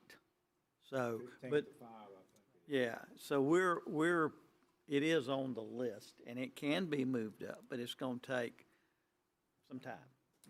And, The last thing, he stated something about Mr. Atkinson, this is a legislative item, correct? Yes, sir. It's different than quasi-judicial, correct? Correct. So we can make a decision on public safety and welfare of the. That is, Well, I'm asking Mr. Atkinson. Your rule is that you are able to consider the general health, safety, and welfare of the public, as well as the overall policy objectives that are set forth in your land development code and comprehensive plan to determine if this furthers those objectives and meets the county's broad policy vision for the county. Thank you, sir. While you do not have unlimited discretion in legislative hearings, you can't consider impermissible factors, for instance. You have the broadest discretion in land use determinations when dealing with legislative findings that you will ever have. But that is not unlimited. But yes, you can broadly consider the general health, safety, and welfare of the public based on the evidence presented before you, and those need to be articulable reasons and basis. and then the last question I wanted to answer that was asked before I put Melissa up here, there was a question about the Planning Commission. And a Planning Commission, when they vote, they have to have a vote to accept or deny. And you have to, if you make a motion to do one way and it doesn't pass, then you have to do a motion to do the other way to pass. Otherwise, there is no recommendation. In this particular case, there was a motion to pass. It wasn't voted, it voted 3-2. There was no motion to deny. And so there is no recommendation from the Planning Commission, period. That's the standard. And note that you're not bound by the Planning Commission's recommendation if there was one or if there wasn't one. Right. It's all how you extract your data, sir. Is the glass half full or half empty? Well, my point is it wouldn't matter whether they had or hadn't. It's irrelevant for this board at that point in time. Thank you, sir. Any questions for the applicants? Any additional questions, comments? Yeah, at this point, I'd like to have Melissa Ward, because it is, as I said in the beginning, it's a legislative hearing, not a quasi-judicial. So I won't ask her questions, I'm just going to have her come up and do a presentation, because it's a little different standard, which is all I was trying to tell you in the beginning. It's a hearing, but it's not a quasi-judicial. Ms. Ward? Good afternoon, Commissioners. Thank you for letting me come and testify for you today or present. My name is Melissa Ward. I'm a AICP certified planner with the American Planning Association. I work for Dunlap and Shipman, and we represent the applicants and the owner of the property, Mr. Rivest. The property, so I don't have a pointer. Melissa, can you lean the mic in towards I was just you? saying, I don't have a pointer, so I'm going to move this over here. Okay. Hopefully this will work. All right. So this little spot right here that you're looking at, that's the property. Because what we had to do was modify the map a little bit to pull it from the Freeport map. So very briefly, I want to say that at the Planning Commission meeting, we presented a map similar to this that had been provided to us by the City of Freeport as their adopted rezoning and annexation map. The discussion at the vote was because it wasn't on the county's website, they didn't see any similar zoning in the area, and they determined that that was not, that it didn't exist. Shortly after that, your wonderful GIS department, in cahoots with your wonderful planning department, updated this GIS map, and now we have this future land use map from the City of Freeport and this adopted map. So for clarification, for whatever reason, our map was not accepted as evidence satisfactory to their needs. So what we are showing you, this car map here that was adopted is, it includes industrial, light industrial, commercial, heavy density residential, medium residential and commercial mix, and medium density residential, and then some commercial general down here. And this connects over the north side of it, and then is over here on the west side of it. What's important to note here is right here in the middle, this tiny little piece, is a subdivision. And initially, they wanted to annex in with the car property into the City of Freeport. However, this little and correct me if I'm wrong, Clay, because I think this was a determination, is because of that little subdivision that is a Walton County unincorporated area, that would create an enclave that was unacceptable legally, and therefore they couldn't annex into the city of Freeport. Okay. I'm giving you the context of where we are. This property currently is rural village, all right? And I want to show you something because the question, if I'm correct, correct me if I'm wrong, Commissioner Curry, was what was it before when Carr moved in? They were general commercial, they were general agriculture and large-scale agriculture, and the very low density, very low intensity, and a lot of open space. And when they adopted in, they went to some of the highest densities in the city of Freeport. The city of Freeport, some of their density equals up to 14 and 16 units per acre, and with a PDP, they can increase that a little bit more. So that, you know, that's development. It's coming. It's on the books, coming this way. So if you'll notice, too, that this property, again, is rural village. Surrounding it is general agriculture. It's an outlier. And why would that be, you might be asking. I want to tell you. Historically, before we had the wonderful maps that we have today, that are very specific to parcel lines and parcel IDs and where they are located, the older maps will tell you that we had nodes. If you don't know what a node is, it is like a circle that they said, here's the intersection, and this area right here, we're going to allow something more than the other area. They anticipated development at those intersections. This node was rural village because it was rural commercial. That was the only category we had similar to that. So that property and those little areas right there were anticipated for development growth because Black Creek was already there. Okay. So what we talk about when we talk about a land use amendment is that this property in its location under current trends is ripe for amendment, meaning that if this property stays at 2 units an acre and a very limited commercial capacity, it is going to be overpowered by the other development coming this way. So the development choices are to maximize as much as you can.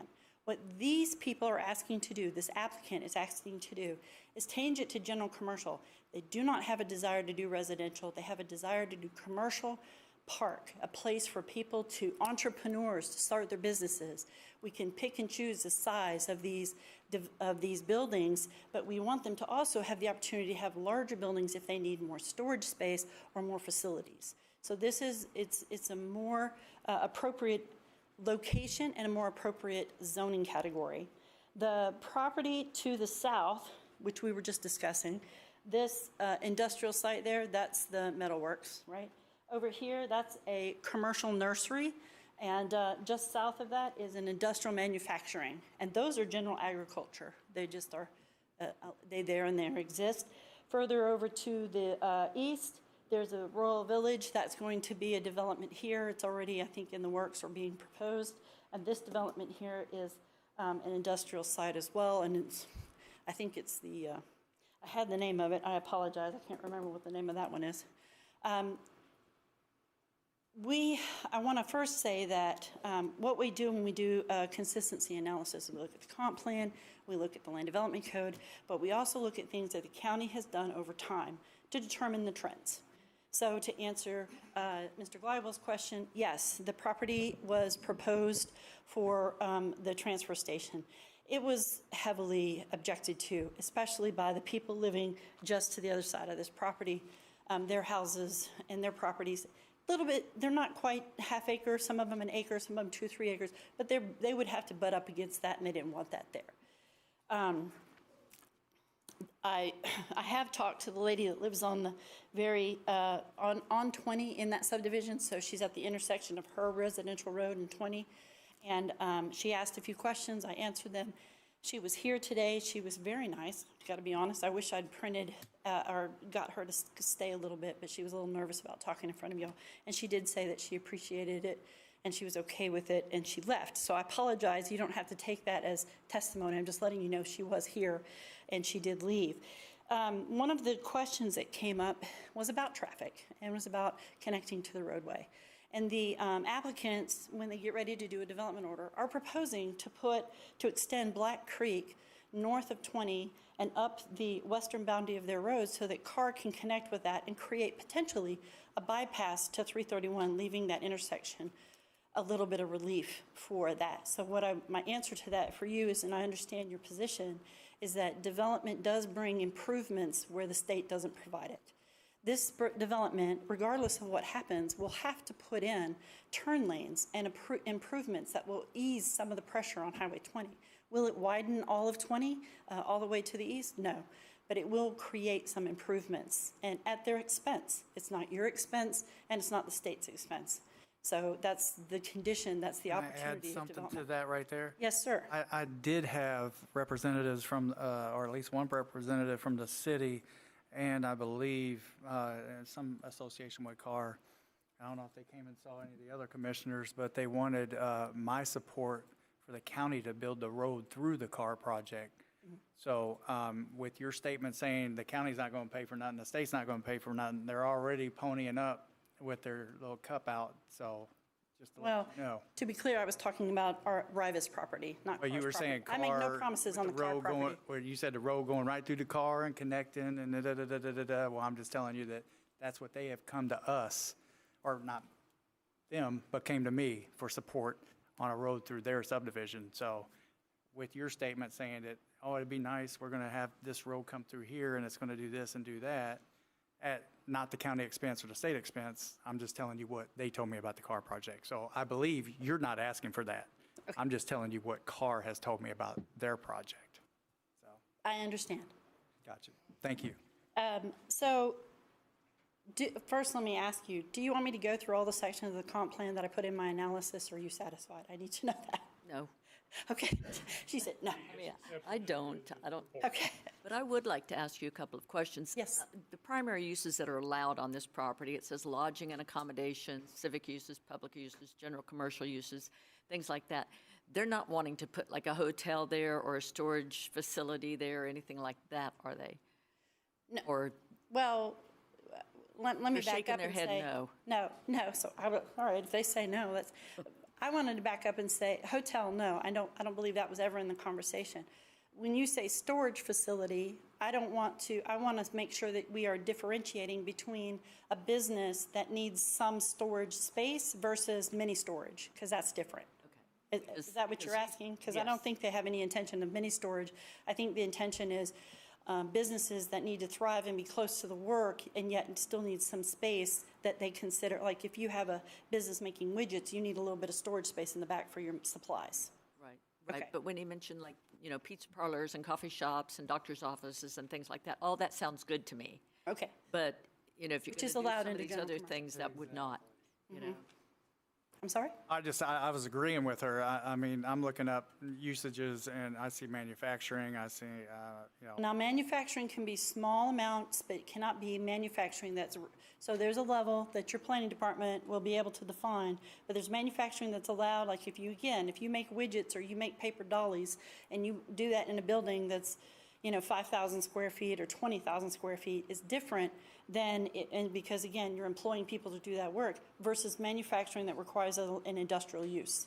but We you're are trying prohibited. to, and I appreciate everything you do, to be honest with you. Thank you. But you're trying to, for lack of a better term, sell us on a project, and the No, I'm verbiage not. that you're using is I'm not selling coffee you on a shops project. and all this stuff, when not necessarily if we say yes to this, that they're going to put a coffee shop and a Pizza Hut. They could put a small manufacturing, whatever the case may be in here. So you're not obligated to, once we say yes, to put in what you're stating right now. The applicant can say, well, you know what, instead of a coffee shop, I'm going to put a widget manufacturer in there with some storage.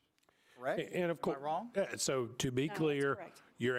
they're asking for a small scale amendment, which is a future land use map change along with rezoning.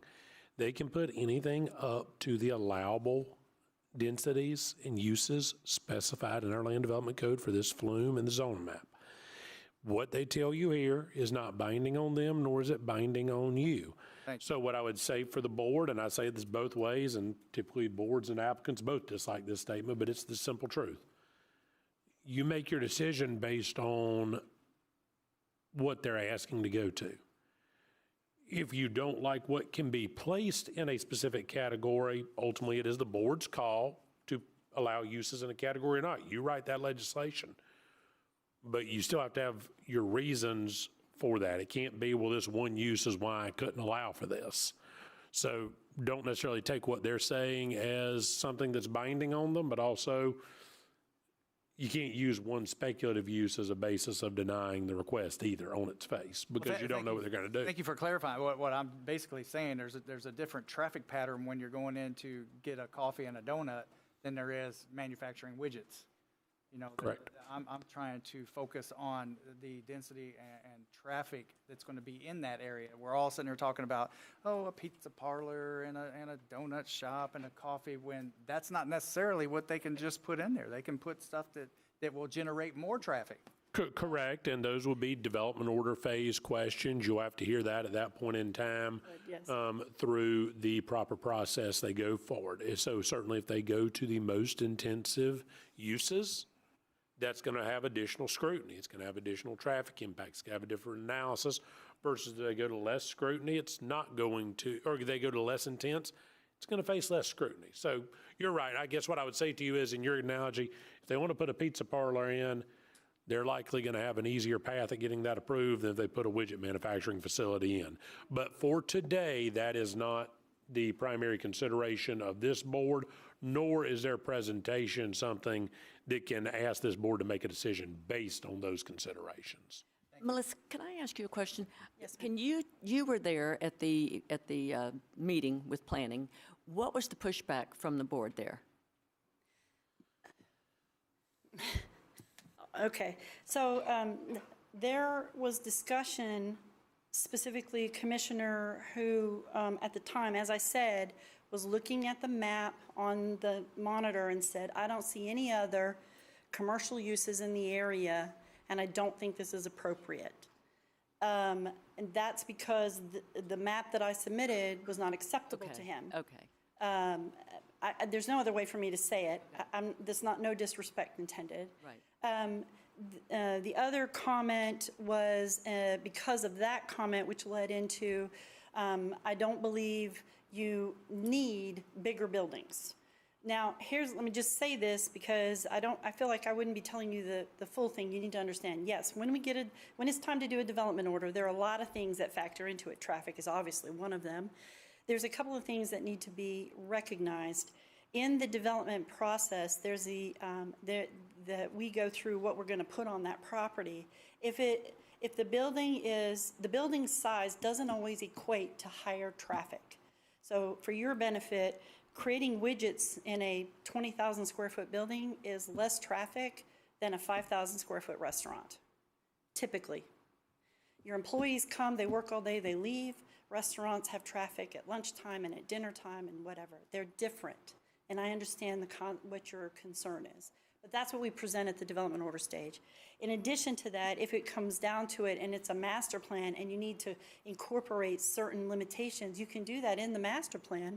You can create land use restriction agreements in the master plan. We just can't do it here. So I just feel like, and I agree that there are some,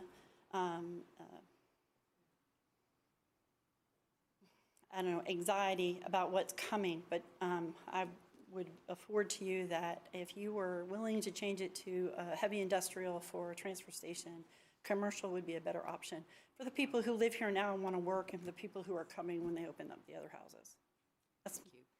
And I'm happy to answer any other questions. I wasn't on the board on the transfer station thing, so I would have not voted for that, so I'm just... Understandable. So my first question would be, has this conversation been socialized enough to proceed to board action and public comment, or do we need to be more involved in fact-finding?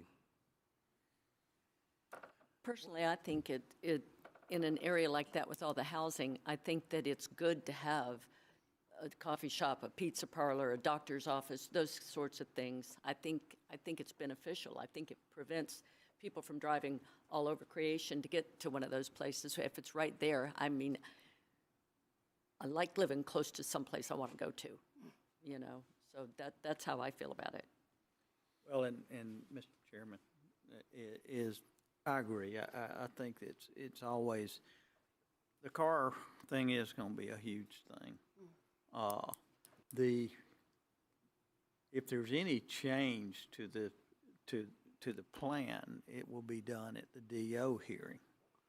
And I'm just going to advise your client, you and Gary, that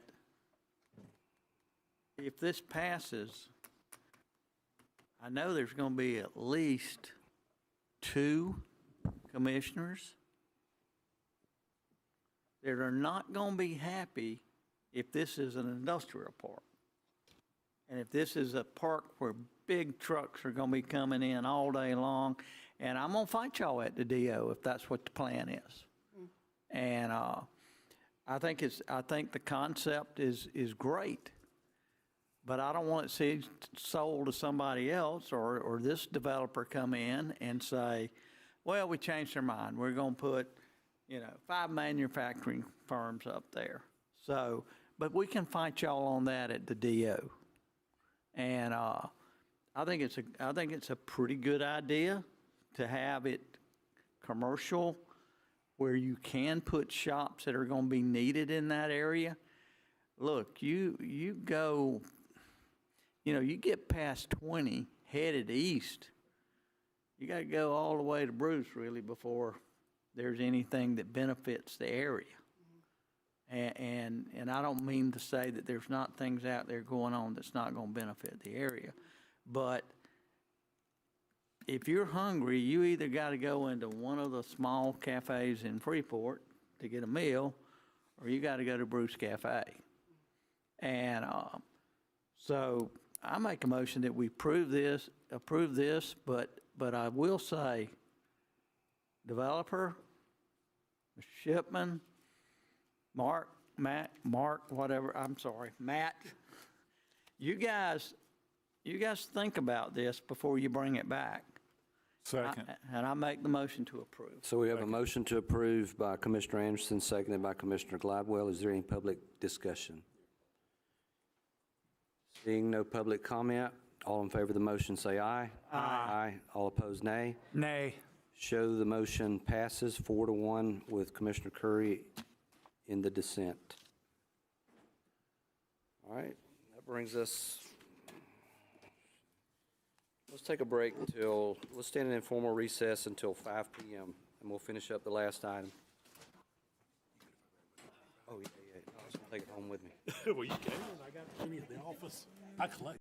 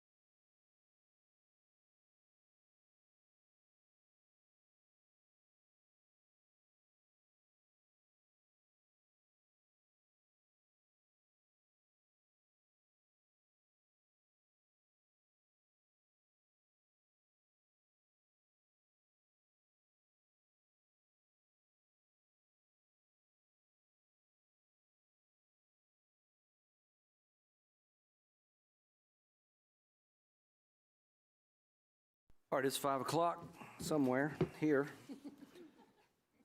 So we will go back into the last item. Let's take up Coastal Dune Lakes Advisory Board, a 3-year term. There are 2 seats up for appointment for citizens who qualify on the on-lake category and 1 seat up for appointment for at-large on the Coastal Dune Lakes Advisory Board. Ms. Gates, you're recognized. Thank you. If I may, though, we actually have 4 action items that we need to do this evening. I have 1 administrative error that happened last year when we were adding Tom Dingletti into his position. It was an open position. It should have been a 3-year term, but we had this error that was jotted down. His expiration date should be 27 instead of 26. So I do need that as part of Thomas Dingletti, his position. He is an at-large person, so that was just one that we just need to correct. Is there a motion to correct the scrivener's error? Motion to Okay, motion by Commissioner Gladwell, second by Commissioner Johns. All in favor of the motion, say aye. Aye. All opposed, nay. Show it adopted 5-0. Okay, thank you.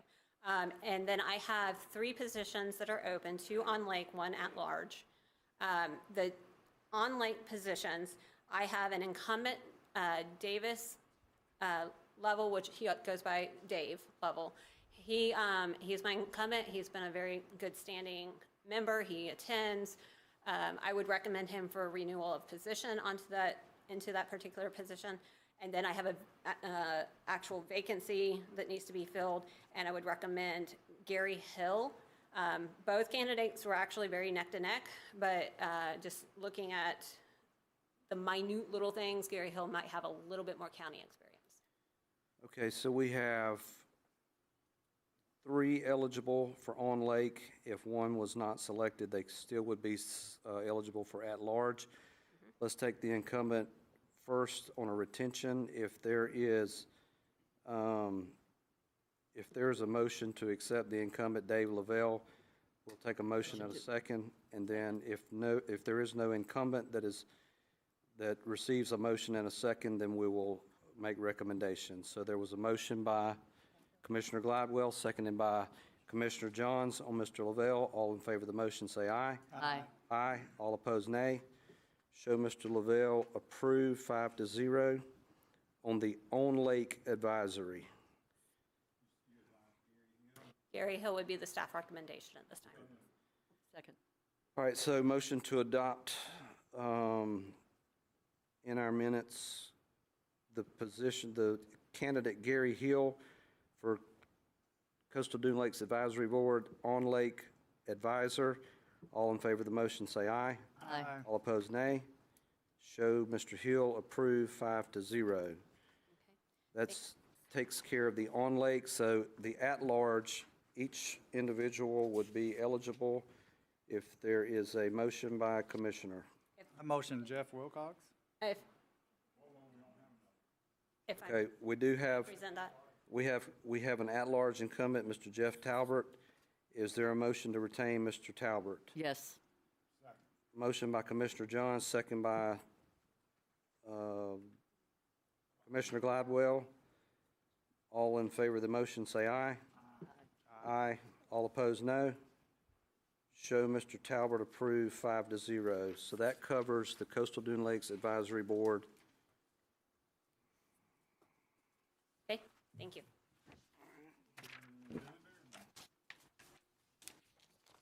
Mr. Bearden.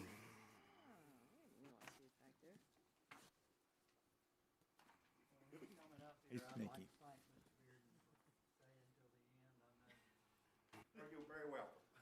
Mr. Bearden does not like just got these. here. I can't hardly smile at you, but anyway. All right, so there are 3 seats up for appointment on the Contractors Competency Board. We're going to select 3. Let's start with the electrical contractor. All in favor of the motion to retain or to approve Donald Early as the only applicant, say aye. Aye. Aye. All opposed, nay. Show Mr. Got to make a motion and a second. I'll make a motion. Oh, Second. okay, so the motion was made by Commissioner Gladwell and seconded by Commissioner Johns on Mr. Early's appointment, and it was approved. All in favor of the motion, say aye. Aye. All opposed, nay. Mr. Early is approved 5-0. Same thing with the plumbing contractor. There is no other candidate but Mr. Andrews. Motion to approve. Moved by Commissioner Glidewell, seconded by Commissioner Johns. All in favor of the motion, say aye. Aye. All opposed, nay. Mr. Andrews is approved 5-0. Okay, we have layperson Mark Holmes and James Rowe. Mr. Holmes is the incumbent. All in favor of the motion to retain Mr. Holmes I'll make the motion. as the incumbent, say aye. Aye. Motion by Mr. Glidewell, seconded by Commissioner Curry. All in favor of the motion to retain Mr. Holmes, Aye. say aye. All opposed, nay. Mr. Holmes, 5-0. That was easy, Billy. One more thing, though, before we get. Yes, ma'am. We have another resignation, y'all approved back on the consent agenda. Mr. Bob Hoke. That position is now open. Would it be a possibility to go ahead and appoint Mr. Rowe in that position without having to re-advertise it for the remainder of the term? Motion to approve. Second. Motion made by Commissioner Glidewell and seconded by Commissioner Curry. All in favor of the motion, say aye. Aye. Aye. All opposed, nay. Show, what was his name? James Rowe. James Rowe. And that rest of Approved the 5-0. position is December 27th. So, okay, thank you very much. Thank you.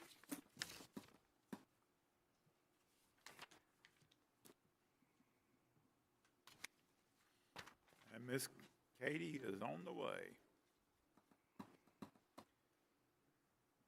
Okay, we have 3 seats available for the Library Advisory Board up for appointment.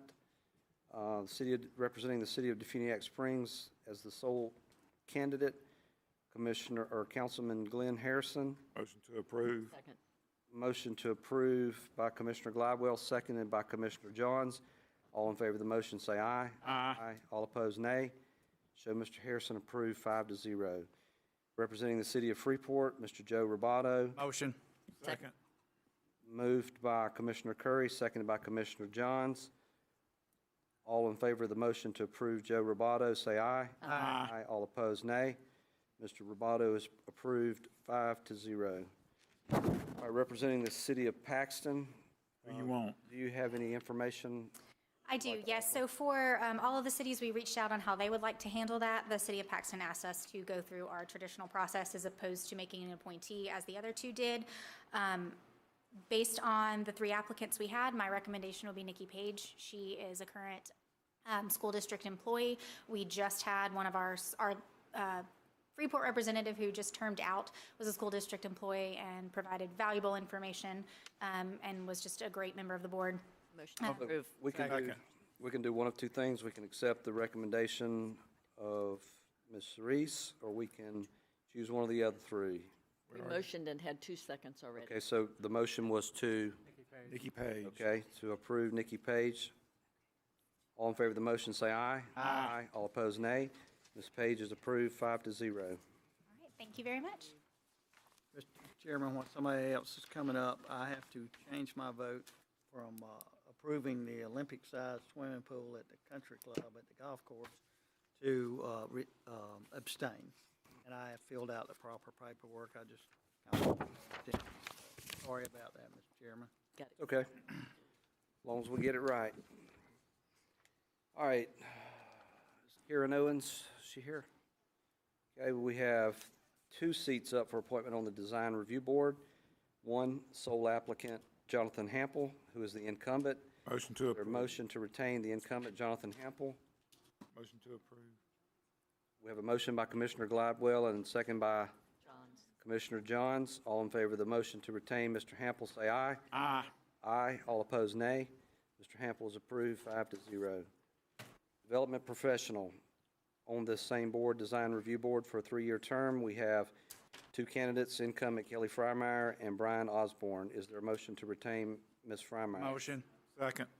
So we have a motion by Commissioner Curry and a second by Commissioner Glidewell.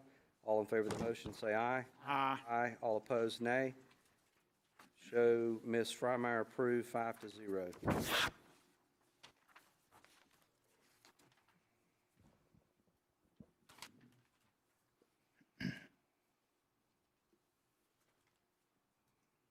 You gonna do the housing board too? Yeah, as soon as I can flip through.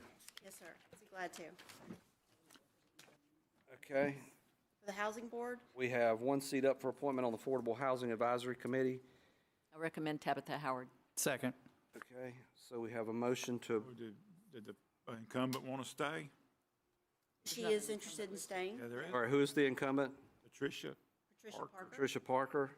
All right, so is there a motion to approve Patricia Parker? Motion? Second. Okay, so we have a motion by Commissioner Gladwell, seconded by Commissioner Anderson. All in favor of the motion, say aye. Aye. All opposed, nay. Nay. Nay. Show that unapproved. Is there another name that would come Tabitha before the Howard. board? Second. All right, so we have a motion by Commissioner Johns for Tabitha Howard and a second by Commissioner Curry. All in favor of the motion, say aye. Aye. Aye. All opposed, nay. Show Ms. Howard approved 5-0.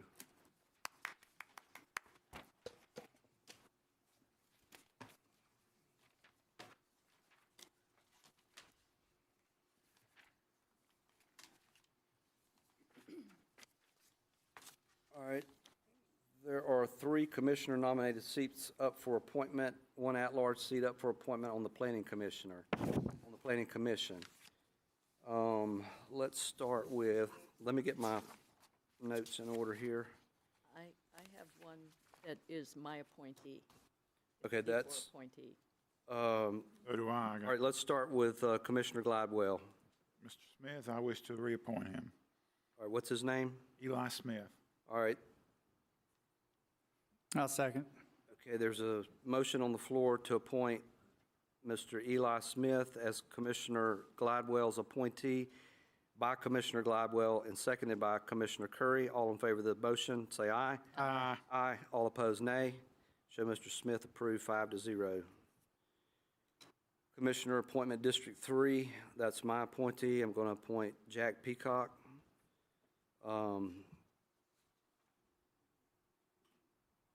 Motion to I don't, approve. I don't see him on I here. don't see him on my list either. I didn't have anybody on there. It's on the Okay. table. I'll make the motion for you so you don't have to pass the gavel if you don't want to. Okay, is there a motion for Mr. Peacock? Motion. Second. So a motion by Commissioner Gladwell, seconded by Commissioner Johns. All in favor of the motion of Jack Peacock for Planning Commission, say aye. Aye. All opposed, nay. Show Mr. Peacock approved 5-0. All right, Commissioner Appointment District 4, Commissioner Johns. Kyla Jacobson, I'd like to retain her. Okay. Second. Kylie Jacobson. Yes, Kyla Jacobson. Kyla Jacobson. And she's an incumbent? Yes. All right.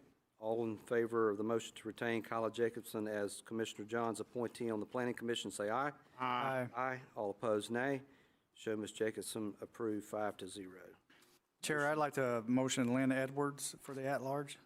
There's an Okay, Commissioner, incumbent, Ms. Drohan. all right, let's start with the incumbent at large. Is there a motion to retain Ms. Drohan? Motion to retain. Okay, so motion made by Commissioner Gladwell. Is there a second? Second. Second by Commissioner Johns. All in favor of the motion, say aye. Aye. Aye. All opposed, nay. Nay. Show Ms. Drohan approved 4-1 with Commissioner Curry in the dissent. All right, County Commission, okay. All right, that's it. So this is the last one.